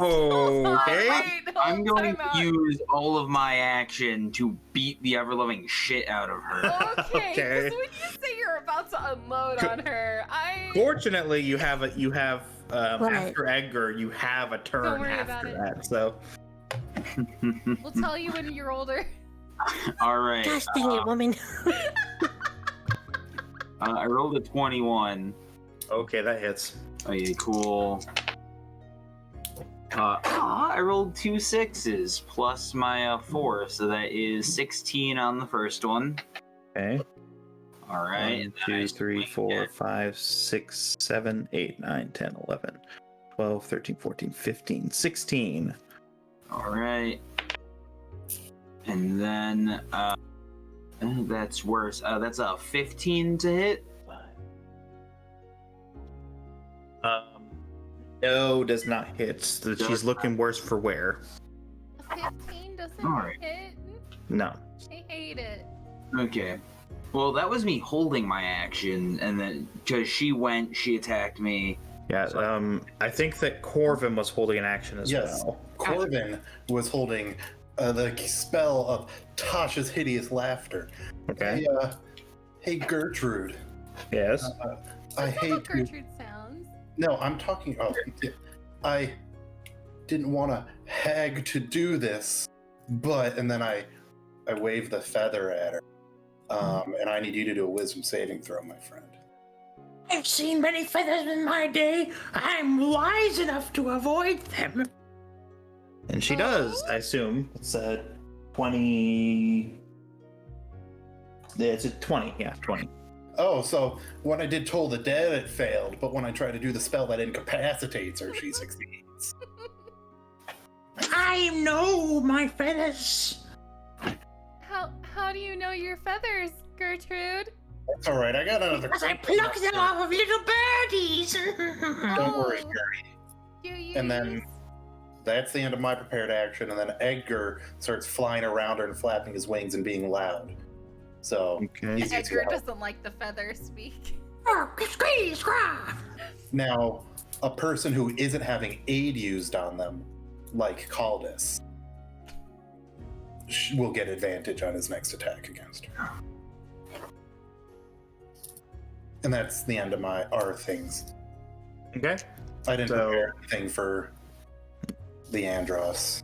Caldus does have an action or I should say now gets to take his actual turn. Yay! Alright, well, I'm just gonna keep swinging my sword. And does this first swing have advantage because of the help action? Yes. Yes. Lovely. Alright, rolled a 3 and an 8, so a 15 again on that first one, so a miss. Yeah. And then these next ones don't have advantage, correct? Correct. Alright. Okay, swing again. Ooh. Die, please stop rolling 8s. Please. Like, the same guy rolled an 8 like 3 times in a row. Okay. I'm gonna burn my action surge, so I'm gonna take 2 more swings. Okay. I switched to another die, rolled a 4. That's definitely a miss. Got last swing. Come on, please give me something. You're doing okay there? Give me another 8! What the hell? Yeah, so I'm just swinging at her wildly, and I'm missing. She like dodges gracefully like an anime character. No. She's Or at least I blocking think every a hydraulic press or something. And then she returns to a hunched old, like she just like steps slightly to the side each time. She's like Yoda.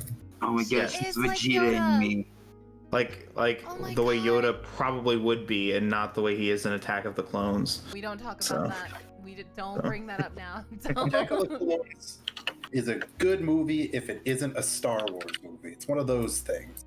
It's or a romance movie. Whose Or- turn is it? It is a terrible romance. Yeah. It is now Bobo's turn.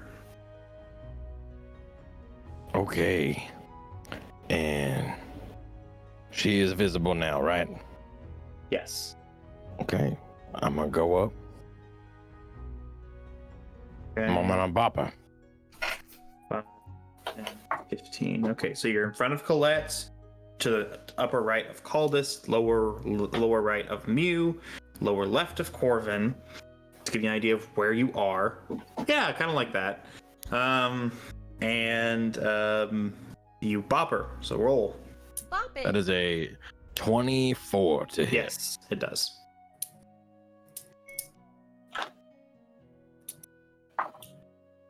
Uh, 8 damage. Okay. And then a flurry of arrows. Oh no. 2, 4, 5, 6, 7, 8. This is only slightly broken. Okay. See, that's 1, 2, 2 hits out of 8. 30, 35, 40, 45, 55, 60, 62. 2 hits. Okay, roll damage. 5 and an 8 for a total of 13.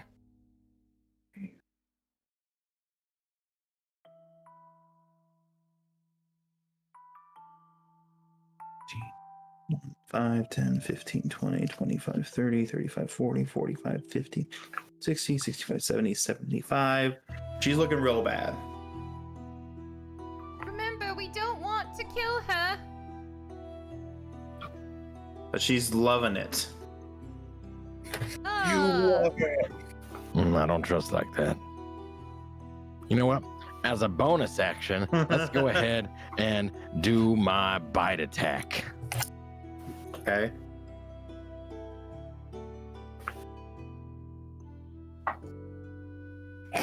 That's a 9. Never mind. Does not hit. Okay. I assume that's all of your turn. That's it. Okay, Corvin. All right. So as With Colette on deck. On my bonus action, well, Leandros, I do have to change the command because now I don't want him to kill her. Okay. So I have to use my bonus action to tell Leandros to hit her in a more gentle way. I'm just gonna hurt you, really. Which means I'm doing non-lethal damage and I have disadvantage on the attack with Leandros. So he's probably not going to be worth it, but I don't think in 5e that it is. I don't think you have to take disadvantage in 5e. Let me look that up. I'm looking it up.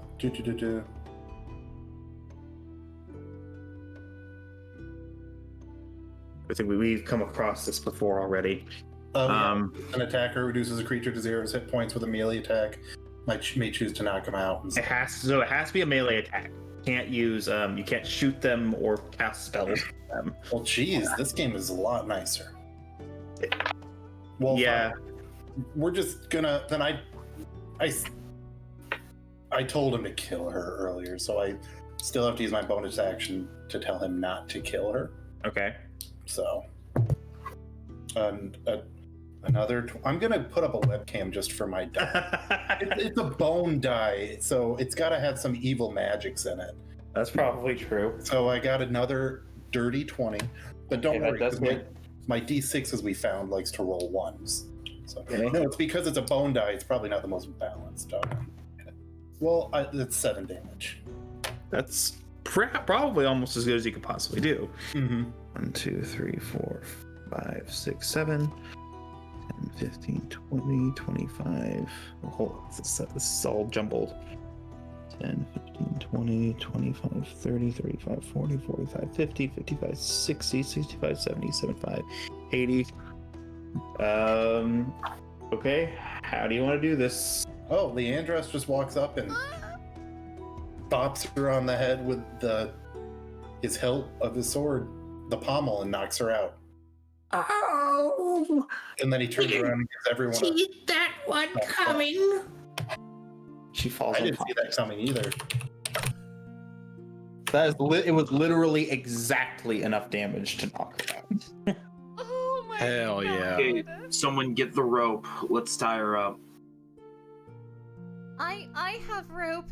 Oh, okay. Oh, hold Mew her looks at still. Colette.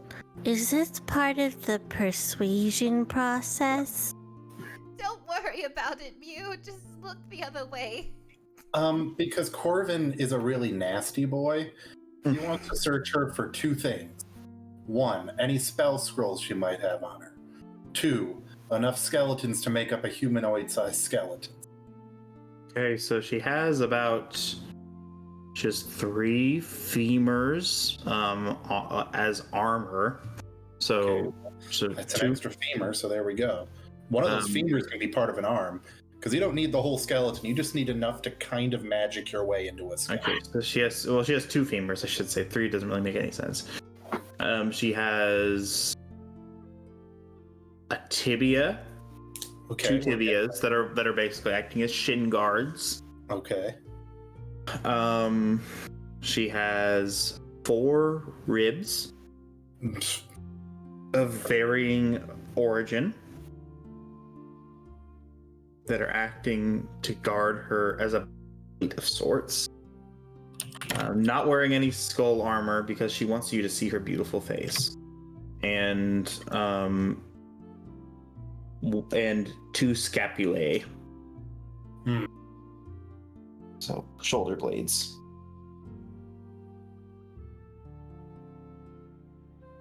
That's about a small humanoid's worth of bones. It's missing something really important, though. A skull. And I'm not going to use any of my skulls. And no arms. So, yeah, I mean, you know, you can gather some more up. I'm sure she lives somewhere, doesn't she? So that's true. Throw them in the bag. So I guess just throw it in the bag. This is a good place to end with us having a tied up Gertrude in the swamp. Where she didn't have any scrolls or anything. No, I could no. Steal and write in my book. Okay. We will tune in next time to find out what happens. I guess.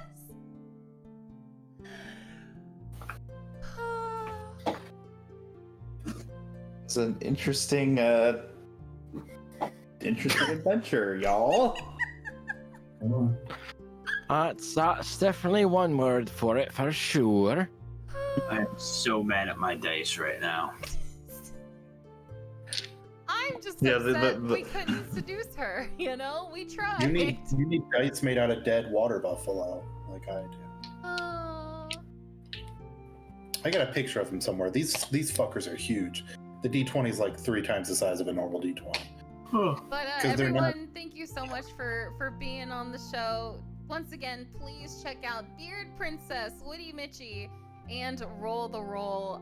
They are absolutely amazing over on their streams. Gray's here with us, so you can see him here. Take care, y'all, and I will see you next week when we figure out what to do with this poor tied up hag. You don't have to make her seem like she's unfortunate. She wanted to kill you. Listen, I know, but Mew and Colette kind of like her. I mean, we There's something wrong with you. No, she's empowered. Listen. Okay. I like Darth Vader, but you know the bitch had to die. Okay. Right. The Emperor's cool too, but you know. Bye, y'all. The Emperor's great. Bye-bye. Good night. Bye, everybody. Oh, my Lanta. Oh, let me find my D&D ending screen. Where are you? There you are. Okay, everyone, have a lovely rest of your day. Holy crap, that was one of the funniest sessions I feel like we've had in a long time. If you're just now tuning in, we have past episodes over on our archives channel. We also have a YouTube channel as well. Take care, and may Lucius, the greatest god of all, of course, may he guide you ever forward. Good night.